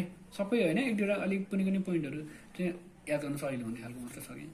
अनि माथिपट्टि भएकोहरू चाहिँ यस्तो माथिपट्टि भएको चाहिँ यस्तो यहाँ तिमी थोरै फोर्स लगाइदियो भने पक्का निक्लिन्छ त्यो स्केलरले होइन, भने यसमा चाहिँ अब अलिक भित्रै गएर मजाले निकाल्नुपर्छ क्या, यो चाहिँ त्यो भएर अलिक डिफिकल्ट टु निकाल्न गाह्रो हुन्छ भनेर पोइन्ट बनाइदिने है, आइहाल्यो भने चाहिँ। अनि त्यसपछि धेरै जस्तो माथिपट्टि के हुन्छ अक्सिजन बढी हुन्छ, त्यही भएर एरोबिक अर्गानिजमहरू बढी हुने भयो, माइक्रो अर्गानिजम। यसमा के हुने भयो एनारोबिक अर्गानिजम बढी हुने भयो। कमन सेन्स हो क्या एकदम, माथिपट्टिको एकदम माटो जस्तो हुन्छ क्ले लाइक हुन्छ भने तलपट्टि फ्लिन्ट लाइक भयो। यो चाहिँ के भयो इजियर टु रिमुभ भयो भने डिफिकल्ट टु रिमुभ भयो होइन, एरोबिक भयो यसमा एनारोबिक भयो है। यो चाहिँ अब माथिपट्टि फ्री जिन्जाइबल मार्जिन भन्दा माथिपट्टि मोर कोरोनल्ली भयो भने यो चाहिँ मोर अपाइकल्ली भयो। अपाइकल्ली भनेको तल जरातिर, कोरोनल्ली भनेको माथि अक्लोजल सर्फेसतिर भन्नु पर्यो। It is towards the coronal surface of the gingival, it is towards the apical surface of the gingival. ठिक छ, त्यही कुरा लेख्छु नि यहाँ फर्स्ट वानमा छ है। जिन्जाइबल मार्जिन भनेको त्यही हो, बिलो र के अरे यो जस्ट एबोभ भनेर लेखेको हुन्छ, तर अक्वेट इन द भनेको जस्ट कोरोनल भनेको एबोभ भयो, बिलो भनेको अपाइकल भयो। ठिक छ, सबै लेख्नु पर्दैन। इनकेस क्यालकुलसको बारेमा आयो भने दुई प्रकारको हुँदो रहेछ, ढुङ्गा जस्तो माटो जस्तो सहिलो हुन्छ, गाह्रो हुन्छ, एरोबिक एनारोबिक होइन, त्योभन्दा माथि भएको त्योभन्दा तल भएको भनेर लेख्ने है। अब यति भएपछि क्यालकुलसको बारेमा लेख्न सक्छ अलिअलि। क्यालकुलस भनेपछि अनि मिनरलाइज स्ट्रक्चर भएपछि मोस्टली चाहिँ के मिनरल्सहरू हुन्छ त, के चाहिँ सब्सटेन्सले बनेको हुन्छ भन्दाखेरि क्याल्सियमको कार्बोनेट, क्याल्सियमको फस्फेट, अनि म्याग्नेसियमको कार्बोनेट MgCO3 नै हुन्छ यसमा पनि है। MgCO3 म्याग्नेसियम कार्बोनेट त MgCO3 हुन्छ कार्बोनेट CO3 होइन र हो, CO3 नै हुन्छ कार्बोनेट। यसको कार्बोनेटको भ्यालेन्सी माइनस हुन्छ, प्लस हुन्छ, अझ नि CO3 हो, कार्बोनेट चाहिँ 3 हो, यसको नि MgCO3 होल ट्वाइस होला। MgCO3 होइन, कार्बोनेटको नि माइनस हुन्छ नि त। ए त्यसो MgCO3 मात्रै भयो। 2 लेखिँदैन के त्यो भएर। अनि म्याग्नेसियम फस्फेटमा चाहिँ भ्यालेन्सी 3 भयो, त्यो 3 आयो, म्याग्नेसियम 2 भयो हैन। यो म्याग्नेसियम सल्फेट, फस्फेट, कार्बोनेटहरू। म्याग्नेसियम र क्याल्सियमको सल्फेट, फस्फेट र कार्बोनेटहरू। केमिस्ट्री अब अलि त्यही मिलाएर लेख्ने है। क्याल्सियमको सल्फेट, फस्फेट र कार्बोनेट्स। डाइरेक्ट यस्तो केमिकल फर्मुला लेख्नुपर्छ भन्ने छैन कि या सिएलपिएचजी सल्फेट कार्बोनेट भनेर लेखिदियो हुन्छ करार लाग्यो भने। किनभने बिग्रिनसम्म चान्स हुनुहुँदा बरु हैन सेफ साइडमा बस्ने। सेफ साइडमा बसेर लेखिदियो। क्याल्सियमको ल। कार्बोनेट फस्फेट र सल्फेट है त्यही नै हो। त्यो बाहेक अरू के हुन्छ अलिअलि एपिथेलियल सेल्सहरू, कुनै के अरे फन्जाइहरू होइन, ब्याक्टेरियाहरू, अनि त्यस पछाडि डब्लुबिसी मरेको डब्लुबिसीहरू, फोहोरहरू सबै गजङ गुजङ सबै त्यहाँ हुन्छ क्या। मिनरल्सहरू यो भयो, नन मिनरल्सहरू अर्ग्यानिक पोर्सन चाहिँ यो भयो है। त्यो चाहिँ इनअर्ग्यानिक भनेर हेडिङ हो, यहाँ चाहिँ हेडिङलाई हेडिङ जस्तो देखाएन कि ल है। त्यसपछि अब यसलाई कसरी फाल्ने त भन्दाखेरि त्यही मेकानिकल मेथड र केमिकल मेथडहरू फाल्न सकिन्छ। मेकानिकलमा ब्रसिङ पऱ्यो, फ्लसिङ पऱ्यो होइन, टुथपिकहरू पऱ्यो होइन, वुडन स्टिकहरू पऱ्यो भन्ने कुरा चाहिँ मेकानिकल मेथड फाल्न सकिन्छ। अनि अर्को चाहिँ के भन्छ डेन्टल फ्लसबाट पनि फाल्न सकिन्छ, सरी केमिकलबाट पनि फाल्न सकिन्छ है। स्केलिङ भनेको चाहिँ मेकानिकलमै पऱ्यो होइन। स्केलिङ भनेको मेकानिकलै हो, तर स्केलिङ मेकानिकलमा चाहिँ नलेखेको, त्यो चाहिँ हामीले ट्रिटमेन्ट हो, यो चाहिँ प्रिभेन्सन गर्ने एउटा बिरामीले गर्ने कुराहरू हो, त्यो चाहिँ डक्टरले गर्ने कुराहरू, त्यो चाहिँ स्केलिङ भनेर यहाँ चाहिँ लेखिँदैन क्या। तर त्यो पनि एज अ क्लिनिकल मेथड्स भनेर चाहिँ यहाँ लेख्न सकिन्छ। अनि त्यो अब यसले गर्दा चाहिँ के समस्या हुनसक्छ भन्दाखेरि गम डिजिज हुनसक्छ, एस्थेटिक प्रब्लम हुनसक्छ, ब्याड ब्रेथ हुन्छ, हेल्टोसिस भनेको ब्याड ब्रेथ है होइन। अनि त्यसपछि केरिजहरू हुनसक्छ, त्यही नै हो। इम्प्याक्टेड भनेको इम्प्याक्सन भनेको अब आयो अर्को टर्म इम्प्याक्सन है। क्वेसन त सोधेको नि त्यो पनि सर भनिदिन्छु म है। इम्प्याक्सन भनेको के हो, कुनै पनि कुरा अड्किनु भनेको के हो, इम्प्याक्सन। फुड इम्प्याक्सन भन्छ नि होइन, सुन्यो होला नि अलिअलि। खानेकुराहरू अड्कियो अथवा भने जस्तो फुड इम्प्याक्सन भने जस्तो दाँत अड्कियो, ग्रो हुन पाएन भने इम्प्याक्सन, टुथ इम्प्याक्सन भयो क्या। अब यो चाहिँ मेजियल साइडतिर भयो क्या होइन, यो चाहिँ यसको टिथको डिस्टल सर्फेस हो, यो चाहिँ मिडल सर्फेस होइन। मेजियल इम्प्याक्सन भयो क्या। मेजियो एङ्गुलर इम्प्याक्सन, डिस्टो एङ्गुलर इम्प्याक्सन, भर्टिकल इम्प्याक्सन र होरिजोन्टल इम्प्याक्सन गरेर 4वटा टाइप हुन्छ। ठिक छ, बक्कल इम्प्याक्सन, लिङ्गल इम्प्याक्सन पनि भन्छ, तर यतातिर ढल्क्यो भने मेजियो एङ्गुलर, यतातिर ढल्क्यो भने डिस्टो एङ्गुलर होइन। अनि त्यसपछि यस्तो सिधै यस्तो बाङ्गो भएर पनि बसेको हुन्छ, कहिलेकाहीँ यस्तो भएर पनि बसेको हुन्छ, यसलाई मेरो मम्मीको यस्तै थियो, होरिजोन्टल होइन, कहिलेकाहीँ चाहिँ यस्तो हुन्छ तर माथिपट्टि हड्डी हुन्छ, तर हाम्रो दाँत ओरल चाहिँ आउँदैन। म्याक्सिलोफेसियल सरले गरेको अपरेसन भर्खर। अनि यो चाहिँ के भन्छ, नर्मली यस्तै बसेको हुन्छ, आउनु जसरी बस्नु पर्ने त्यसरी बसेको हुन्छ, तर माथिसम्म चाहिँ अक्लुजल सर्फेसमा चाहिँ आएको हुन्न क्या, इनरको लेभलमा चाहिँ आएको हुँदैन होइन। यिनीहरूको सरी प्रिमाको होइन, यिनीहरूको लेभलमा आएको हुँदा यसलाई चाहिँ के भयो, भर्टिकल इम्प्याक्सन भयो। यस्तो भयो भने होरिजोन्टल इम्प्याक्सन भयो, यतातिर फर्क्यो भने मेजियो एङ्गुलर भयो, यतातिर फर्क्यो भने डिस्टो एङ्गुलर भयो है। इम्प्याक्सन क्लासिफिकेसन जनरल त्यही हो। अब के हो त भन्दाखेरि चाहिँ नर्मल इरप्सनमा चाहिँ यदि अब्स्ट्रक्सन हुनु केही कुराले गर्दा रोकिनु भनेकै इम्प्याक्सन हो होइन। अड्किनु भनेर बुझ्यो हुन्छ क्या यसको लिटरल मिनिङ चाहिँ है। अब चाहिँ अब्स्ट्रक्सन किन हुनसक्छ त भन्दाखेरि त्यहाँ अब कारणहरू चाहिँ लोकल कज र सिस्टमिक कज भनेर छुट्याएको छ है। लोकल कज भनेको त्यहीँ कुनै बोनमा एब्नोर्मालिटिज भयो, फाइब्रस टिस्युहरूको ओभरग्रोथ भयो होइन। अरू के छ के भन्छ अरे योभन्दा माथिपट्टि सपोज प्राइमेरी टिथलाई ह्याङ अड्केर बसेको कारणले गर्दा सेकेन्डरी टिथहरू के अरे पर्मानेन्ट टिथ आउनु नपाएको कारणले गर्दा हुनसक्छ। अब यो चाहिँ प्राइमेरी कज भयो भने ठाउँै नभएर पनि हुनसक्छ, ल्याक अफ स्पेस होइन। त्यसपछि अर्को भनेको चाहिँ कुनै कुनै मान्छेको ज सानो हुन्छ, टिथ चाहिँ ठुल्ठुलो हुन्छ नि त, त्यस्तो बेलामा चाहिँ अब ल्याक अफ स्पेस हुने भयो। अब सिस्टमिक कजहरू भनेको चाहिँ अब कुनै पनि हार्ड टिस्युको ग्रोथ हुन नपाउनु भनेको के हो, टिथ पनि एउटा हार्ड टिस्यु हो नि त। बोनको ग्रोथ नहुने डिजिजहरू जति पनि छ त्यसमा सिस्टमिक डिजिजमा हालिदिनु पाइयो। अथवा अरू नर्मल ग्रोथ हुन नसक्ने कुराहरू, हर्मोनल कुराहरू छ नि, तिनीहरूको कारणले गर्दा हुन सक्नु भयो, तिनीहरू चाहिँ सिस्टमिक कज भयो है। यसले गर्दा के हुन्छ, पेन हुन्छ, म्यान्डिबुलर के अरे लिम्फ नोड्सहरू चाहिँ सोइलिङ हुन्छ, लिम्फेडिनोप्याथी हुन्छ तलतिर होइन, सब म्यान्डिबुलर र सब मेन्टल होइन। अनि त्यसपछि अरू के छ, ज्वरो आउँछ, कहिलेकाहीँ के हुनसक्छ, यहाँ चाट्न सक्छ, सोइलिङ हुनसक्छ है, सुनिन सक्छ, पछाडि गिजाहरूमा के अरे असर गर्न सक्छ, के अरे त्यो के भन्छ केरिजहरू पनि भइहाल्छ।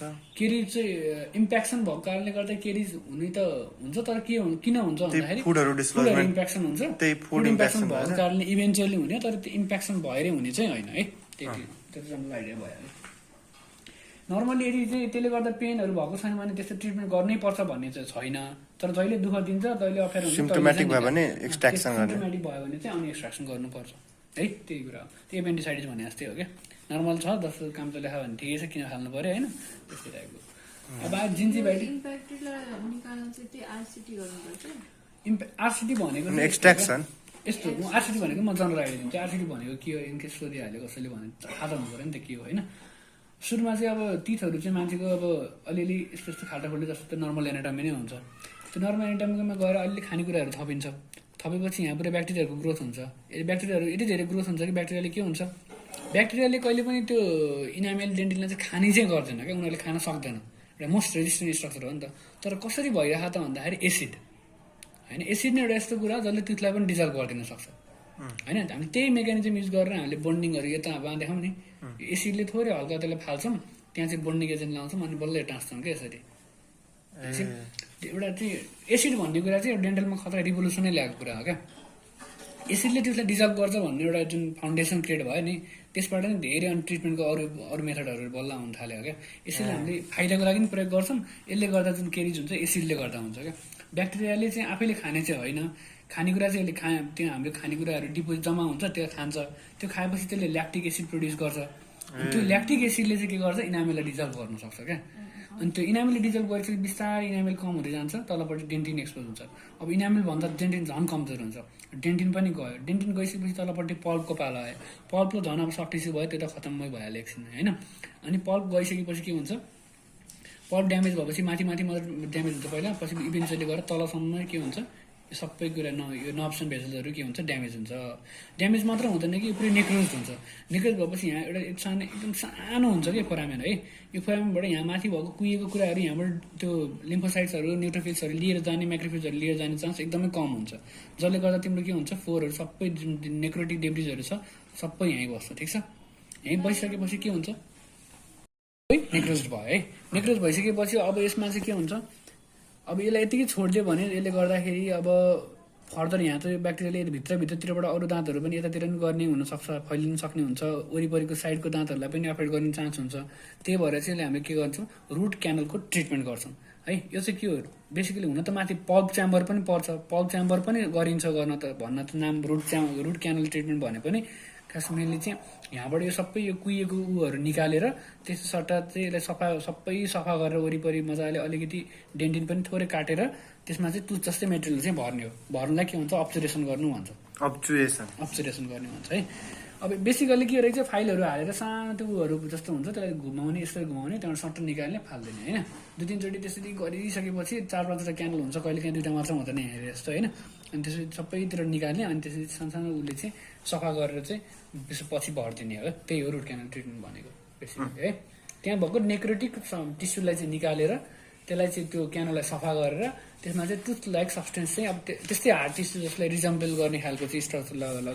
कम्पोजिसन भएको कुनै पनि कुरालाई लगेर भरिदिनु भनेको चाहिँ रुट क्यानल ट्रिटमेन्ट हो है त्यो चाहिँ अब बेसिक कुरा भयो अब आयो जिन्जिभाइटिस पेरिडोन्टाइटिस पेरिकोरोनाइटिस र पल्पाइटिस है यो सबै इन्फ्लामेसन डिजिज भनेको पार्ट अफ इन्फ्लामेसन नै हो त्यो त थाहा छ होला होइन inflammation of gingiva inflammation of periodontium inflammation of the pericoronal flap inflammation of the pulpal tissue है यो चाहिँ अब जनरल आइडिया भयो अब यसमा चाहिँ जिन्जिभाइटिसबाट सुरु गरौँ है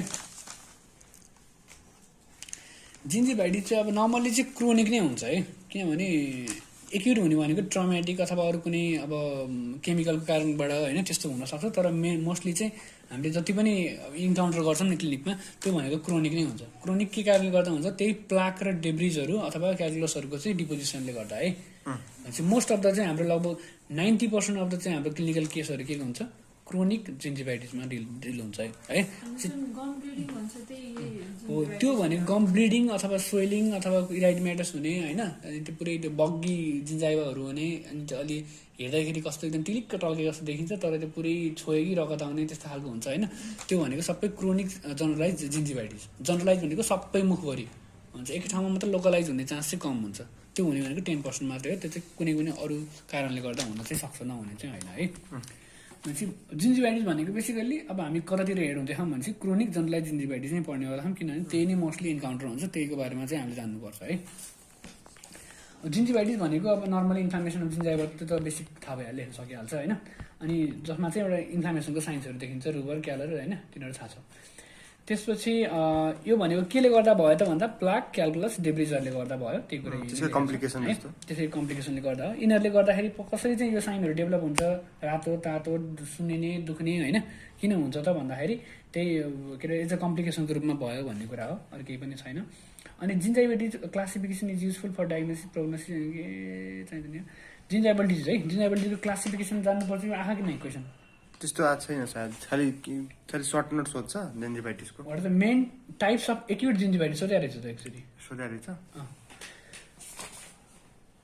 ल है त अब जिन्जिभाइटिस भनेको अब यहाँ हेरेँ बेसिकली चाहिँ dental plaque induced gingival disease र dental non plaque induced gingival disease भनेको कोही कोही मान्छेको तपाईँको दाँत फोहोर भयो तपाईँले घाउ भएको भनेर भन्ने चान्स चाहिँ जम्मै यति दुइटा कजमा मात्रै हो क्या भनेको मान्छेको दाँत फोहोर नभइकन पनि जिन्जिभाइटिस हुन सक्ने चान्स यति छ तर हामीले क्लिनिकलमा इन्काउन्टर चाहिँ 10% मात्रै हुन्छ तर चान्सेसहरू चाहिँ यिनीहरू यति धेरै हुनसक्छ है भन्दा चाहिँ 90% त यही नै हो हुने चाहिँ तर अरू यसको मतलब अरू हुँदैन भन्ने चाहिँ होइन है भनेपछि एउटा प्लाक इन्ड्युस जिन्जिभाइटिस भयो र नन प्लाक इन्ड्युस जिन्जिभाइटिस भयो जिन्जाइबल डिजिज भयो है अब नन प्लाकमा के हुनसक्छ भन्दा कुनै स्पेसिफिक ब्याक्टेरियाहरूले गर्दाखेरि होइन कुनै भाइरस फङ्गै अरू कारणहरूले गर्दा हुनसक्छ ट्रमेटिक कारणले गर्दा हुनसक्छ फरेन बडी कारण केमिकल्सहरूको कारणले गर्दा हुनसक्छ अरू सिस्टमिक कन्डिसन्स कारणले गर्दाखेरि हुनसक्छ ड्रगहरू जस्तो कि जति पनि हाइपरटेन्सनको ड्रगहरू चलाउँदाखेरि के हुन्छ जिन्जाइबल इन्लार्जमेन्टहरू हुन्छ है एम्ब्रोडिपिनहरू चलाउँदाखेरि है अनि त्यसरी त्यही भएर त्यसको सट्टा चाहिँ लोसार्टन चाहिँ हामीले युज गर्छौँ मोस्ट कमनली डेन्टल यदि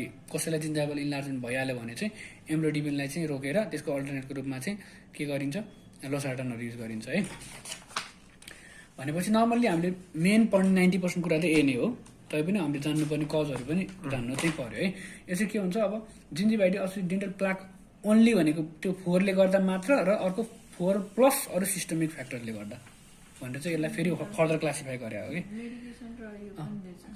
एउटा पछाडिपट्टि अदर रहेछ मेडिकेसनको कारणले कुनै त्यो भनेको मैले जुन भने हाइपरटेन्सनहरूमा अरू क्याल्सियम च्यानल ब्लकरहरू अर्को त्यो एन्टिडिप्रेसन्सहरू है तिनीहरूको कारणले गर्दा नि हुन्छ है अनि मालन्युट्रिसनको कारणले गर्दाखेरि भिटामिन B12हरू अनि सीको कारणले गर्दा कमीको कारणले गर्दा नि हुन सक्ने भनेको यिनीहरू चारवटा भयो है बेसिकली जिन्जिभाइटिसको क्लासिक टाइप्स लेख भनेर भन्यो भने के गर्ने डेन्टल प्लाक इन्ड्युस्ड र डेन्टल प्लाक नन इन्ड्युस्ड भनेर लेख्नु पऱ्यो है अनि प्लाक इन्ड्युसमा पनि के भयो डेन्टल प्लाक ओन्ली र विथ सिस्टमिक फ्याक्टर्स भयो एउटा यतातिर भनेको अरू भाइरल ब्याक्टेरियल फङ्गल अरू त्यसपछि के भयो ट्रमेटिक लिजन र फरेन बडी ठिक छ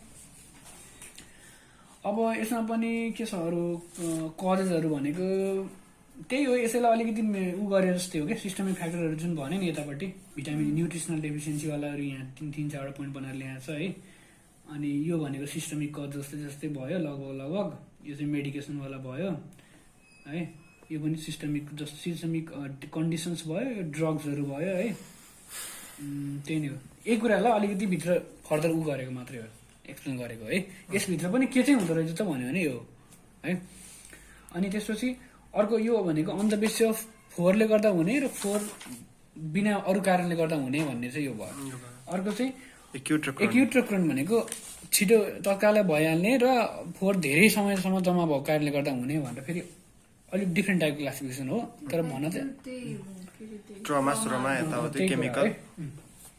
अब कहिलेकाहीँ चाहिँ कि एक्युट पनि यस्तो हुन्छ त्यो प्लाकको कारणले गर्दा नभएर कुनै एउटा स्पेसिफिक माइक्रोअर्गानिजम त्यो मुखमा प्रेजेन्ट भइदियो भने कोही मान्छेमा चाहिँ त्यतिले गर्दा पनि रियाक्सन हुनसक्छ क्या भनेको प्लाक हुँदै होइन एक्युट हुँदा बित्तिकै प्लाक हुँदै होइन भन्न चाहिँ मिल्दैन क्या कुनै सर्टेन अर्गानिजमहरूले चाहिँ एक्युट जिन्जिभाइटिस गराउन सक्छ जस्तो कि एउटा एक्टिनोमाइसिटियम कन्कमिटेन्स भन्ने एउटा अर्गानिजम हुन्छ त्यसले चाहिँ सर्ट टाइममा चाहिँ ऱ्यापिडली चाहिँ सबै बोन लसहरू गराइदिन सक्छ क्या त्यही भएर सधैँ चाहिँ माइक्रो अर्गानिजमको रोलै होइन एक्युट हुँदा बित्तिकै भन्न चाहिँ मिल्दैन फेरि जनरल आइडिया मात्रै नर्मली क्रोनिकमा हुनुपर्ने तर कहिलेकाहीँ चाहिँ हुन्छ अब त्यस्तो गराउनेहरू चाहिँ के हो हर्पेटिक लिजन्सहरू हो हर्पिजले गर्दा एकदम ऱ्यापिडली चाहिँ डिस्प्लेको गरिदिनु ड्यामेज त्यो इन्फ्लामेसन क्रिएट गर्न सक्छ स्टेप्टोकोकलहरूले गर्न सक्छ अर्को एनक भनेको त्यही मैले अहिले जुन एए भने नि एक्टिनोमाइसिन कमिटेन्सहरूले त्यसले गर्दा नि हुनसक्छ अर्को बोरेलिया भिन्सेन्टाइहरू होइन फ्युजोब्याक्टेरियमहरूले गर्दा नि हुनसक्छ है अब यसमा चाहिँ बेसिकली के रहेछ एनक भनेको एक्युट नेक्रोटाइजिङ अल्सरेटिभ जिन्जिभाइटिस त्यो चाहिँ एउटा एक्युट खालको नाममै एक्युट छ भने चाहिँ एक्युट खालको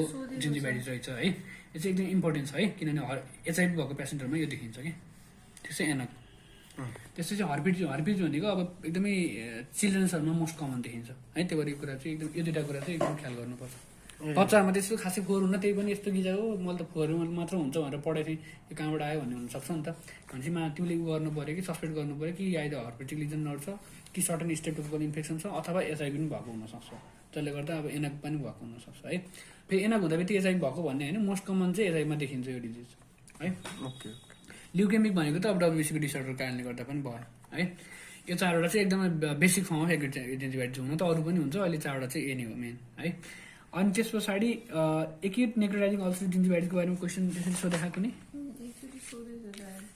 नि सोधेको छ 71 मा ल सोधेको चाहिँ यो चाहिँ अहिले राम्रोसँगै पढौँ है त्यसो भए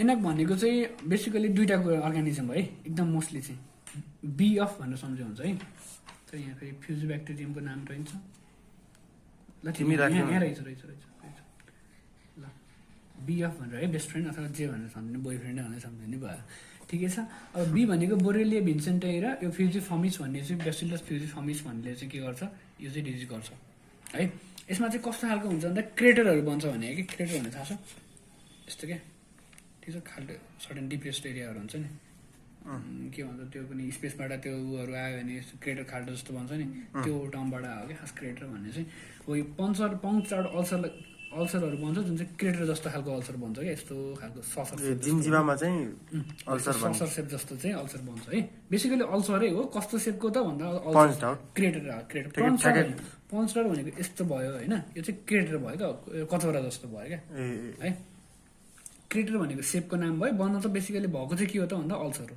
त्यो अल्सर के हुन्छ स्युडो मेम्ब्रेन फर्म हुन्छ यस्तो स्युडो मेम्ब्रेन फर्म हुने डिजिजहरू के छ डिप्थेरियाहरू होइन इराइडिमा मल्टिफर्मीहरूमा त्यस्तो गरेर स्युडो मेम्ब्रेन फर्म हुन्छ कि भनेको तलपट्टि अल्सर छ त्यसको माथि एउटा लेयरै भनेर अर्कै कन्डिसन हो कि जस्तो रिजेम्बल गर्छ क्या त्यो लेयरलाई निकालेर हेरेपछि बल्ल भित्र अल्सर रहेछ भन्ने थाहा हुन्छ है भनेपछि मेन कुरा यो डिजिजमा युज गर्नुपर्ने वर्ड भनेको यो हो ठिक छ एउटा यो अर्को कुरा भनेको स्युडो मेम्ब्रेन फर्म हुन्छ यहाँ छ कि छैन यहाँ छ है ग्रेइस व्हाइट मेम्ब्रेन बन्छ है यो दुइटा चाहिँ लेख्नै पर्यो एकदमै धेरै पेन हुन्छ है अनि त्यस पछाडि यसलाई भिन्सेन्ट इन्फेक्सन अथवा ट्रेन्च माउथ पनि भनिन्छ जान्न सके राम्रो यो त्यति इम्पोर्टेन्ट होइन तर लेख्नै पर्ने कुरा चाहिँ यो दुइटा है के कारणले गर्दा भयो त भन्दा बेसिकली कारण चाहिँ यही दुइटा अर्गानिजम हो है यो दुइटा अर्गानिजम बिएफ भन्ने चाहिँ बोरेलिया भिन्सेन्टाई र बर्सिलस फ्युजिफर्मिस भन्ने अर्गानिजमले गर्दा हो मोस्टली चाहिँ के अरे एडल्ट्स र एडल्सनलाई गर्छ चिल्ड्रेनहरू खासै एफेक्ट हुँदैन चिल्ड्रेनहरू खासै एफेक्ट हुने भनेको चाहिँ यो हर्पेटिक जिन्जिभाइटिसहरूमा है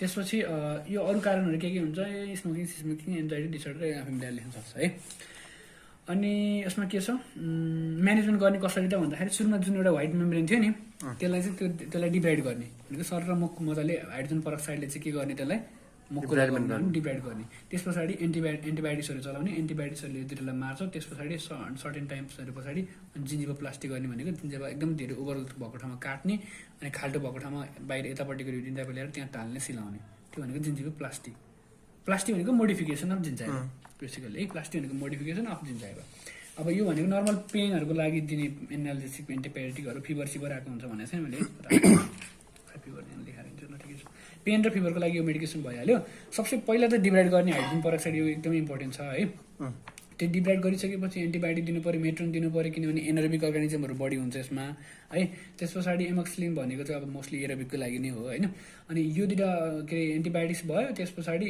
यो फिभर र पेनको लागि यो दुइटा मेडिकेसन भयो यस्तोहरूले डिभाइड गर्ने सबसे पहिला त डिभाइड गर्नै पऱ्यो यो चाहिँ इम्पोर्टेन्ट है अब त्यसपछि बेसिकली के बुझ्छ यिनीहरूको बारेमा एक्युट नेक्रोटाइजिङ अल्सरेटिभ नाममै अल्सरेटिभ छ कस्तो खालको अल्सर क्रेटर लाइक अल्सर त्यो अल्सरको ठाउँमा के भरिन्छ एउटा स्युडो मेम्ब्रेन भरिन्छ स्युडो मेम्ब्रेन कस्तो हुन्छ ग्रेइस व्हाइट कलरको हुन्छ त्यसलाई के गर्नुपर्छ डिभाइड गर्नुपर्छ त्यो गरेपछि त्यसको दुइटा अर्गानिजमहरू के छ बोरेलिया भिन्सेन्टाई र फ्युजिफर्मिस बसिललाई है त्यो बिएफलाई चाहिँ हटाउनुको लागि चाहिँ हामीले एन्टिब्याक्टेरियाहरू युज गर्छ र सर्टेन पेन र फिभरलाई डियुज गर्न एन्टिपाइरेटिक्स र एनाल्जेसिक दिनु पऱ्यो यति गरेपछि एनएक्स सन्चो भयो यो मोस्टली चाहिँ एडल्टहरूमा बढी देखिन्छ बच्चाहरूमा भन्दा बच्चाहरूमा देखिने डिजिज हामीले अब पढ्दैछौँ हर्पेटिक जिन्जिभा स्टोमाटाइटिस है यो भनेको herpes primary herpes secondary herpes यो त बेसिकमा मजाले पढेको मैले भन्नु पर्दैन होला सबैलाई थाहा छ है मोस्टली चाहिँ यसले कुन ग्याङ्लियनमा बस्छ भन्दा ट्राइजेमिनल बस्छ माथि तलपट्टि अर्को हुन्छ नि सेक्रेलमा बस्छ एपरेज 2 वाला चाहिँ है एचएसबी 2 चाहिँ सेक्रेलमा बस्छ 1 चाहिँ मोस्टली चाहिँ माथि माउथ रिजनमा पाउँछ है एबभ द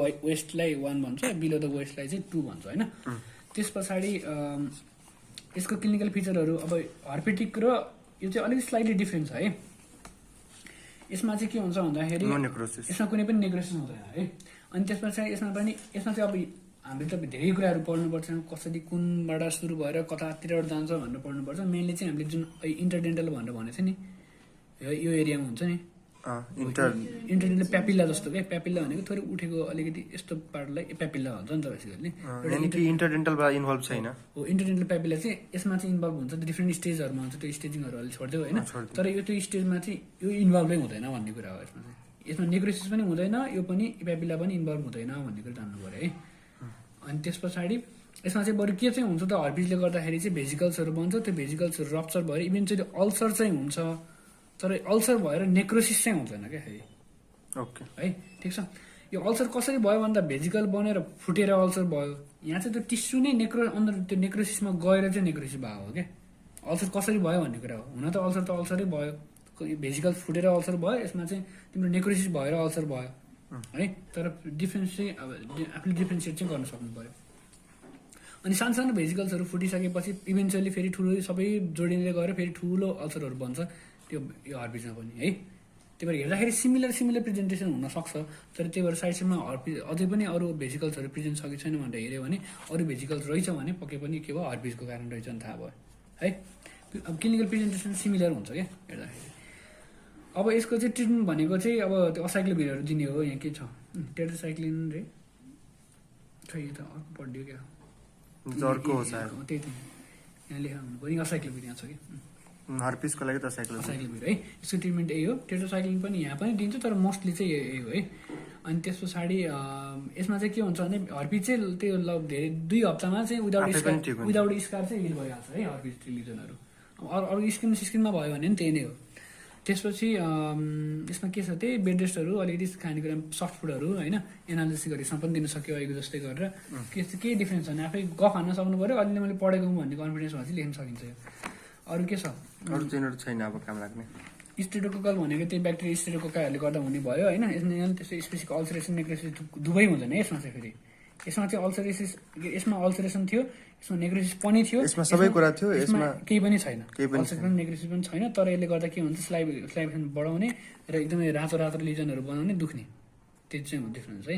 अब ल्युकेमिक भनेको डब्लुबिसीहरू चाहिँ सफिसियन्ट नभएर अथवा के भन्छ क्वालिटेटिभ डिफेक्ट भएर चाहिँ ल्युकेमिक जिन्जिभाइटिस हुनसक्छ है। त्यही एनिमिया लिम्फेडिनोप्याथीको कारणले गर्दा हुनसक्छ। यसको ट्रिटमेन्ट गर्ने भनेको त्यही सिम्टोमेटिक एनालिसिक एन्टिपाइरेटिक्स है।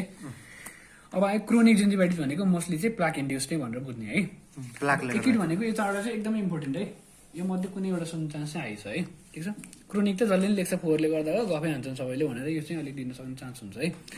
अब क्रोनिकमा के छ, त्यही लोक बिस्तारै इन्फ्लामेसन भइरहेको छ, तर लङ टर्ममा भएको कारणले गर्दाखेरि चाहिँ जिन्जिभाइटिस हुन्छ। त्यही भएर क्रोनिक जिन्जिभाइटिस भयो। अब यसमा चाहिँ खै बिडिएसएस भनेर न्युमोनिक्स बनाएको रहेछ, के छ जस्तो ब्लिडिङ एन्ड प्रोबिङ। यस भनेको डिस्कलरेसन, कलर चेन्जेस, यो भनेको बेसिक साइन्स अफ इन्फ्लामेसन नै हो क्या। ब्लिडिङ भनेको त्यो के अरे प्रोब गर्दाखेरि यति विक भइसकेको हुन्छ कि त्यो कनेक्टिभ टिस्यु नि, त्यहाँबाट टच गर्दा बित्तिकै त्यो प्रोब हुन्छ नि हाम्रो डेन्टल प्रोबले प्रोब गरेपछि त्यहाँबाट त्यसलाई यतिकै छोइदियो भने आफै स्पन्टेनियस ब्लिडिङ जस्तो हुन्छ है, त्यो ब्लिडिङ भयो। बेसिकली साइन्स अफ इन्फ्लामेसन नै हो कि यिनीहरू है। नर्मल स्किनमा हुने साइन्सलाई माउथमा चाहिँ कसरी देखिन्छ भन्नेको लागि त यो टर्महरू जान्नुपर्छ। स्टिप्लिङ भन्ने टर्म होइन, जिन्जाइबल सोइलिङ त अब भइहाल्यो। ब्लिडिङ एन्ड प्रोबिङ भन्ने टर्म अलिकति, अनि कलर चेन्जहरू, यो शब्द चाहिँ अलिकति स्लाइट डिफ्रेन्ट हो। हुन चाहिँ त्यो बेसिकली साइन्स इन्फर्मेसन नै हो क्या है। अनि यिनीहरू खासै चाहिँदैन, यो अलिकति कम्प्लिकेटेड छ। त्यही हो, यसलाई कसरी गर्ने भन्दाखेरि प्लाक एग्लोसहरू हटाउने, सफा गर्ने, नियमित रूपमा क्लिन गर्ने, यताउता गफार्ने, न्युट्रिसन कुराहरू खाने होइन, स्मोकिङ नगर्ने, त्यस्तै कुराहरू लेखिदिएको हुन्छ है।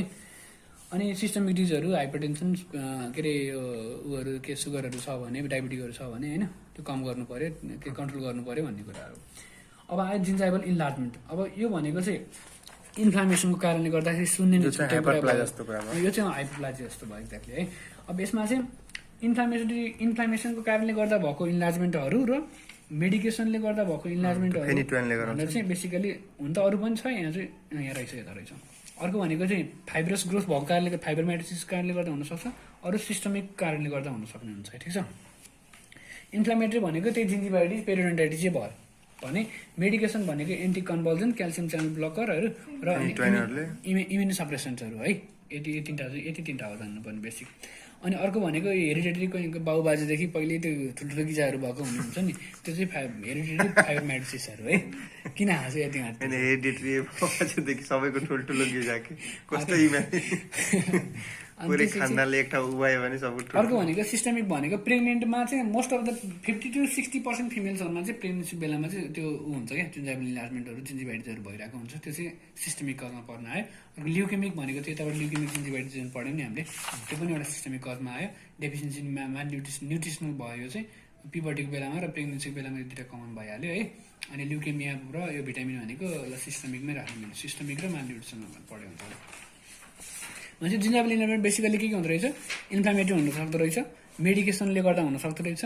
हेरिडिटरी गर्दा हुँदो रहेछ सिस्टमिकले गर्दा हुँदो रहेछ सिस्टमिकमा पनि के भयो प्रेग्नेन्सीको बेलामा हुन सक्दो रहेछ अर्को पिबर्टीको बेलामा हुन सक्दो रहेछ कुनै मेडिकेसन्सहरू के अरे सरी त्यो के डब्लुबिसीहरूको कारणले गर्दा हुन सक्दो रहेछ र अर्को न्युट्रिसनल डेफिसियन्सीहरूको कारणले गर्दा हुन सक्दो रहेछ है यति हो चारवटा हेडिङ चारवटाभित्र पनि लास्टकोमा चाहिँ अझै चारवटा है त्यसपछि पेरिडन्सियममा चाहिँ मैले लगभग भन्थेँ यी चारवटा स्ट्रक्चर जान्नै पर्छ यसमा पनि है धेरै चारहरू छ नि है त्यो भएर चाहिँ जिन्जाइबा थाहा छ अघि पढिसक्यो हो त्यही पनि म सर त्यही कुरा हो भनिदिएको मात्रै अब यो पेरिडन्टल डिजिजलाई एज अ होल क्लासिफाई गर भन्यो भने चाहिँ यो चाहिँ टेबल चाहिँ जान्दा राम्रो है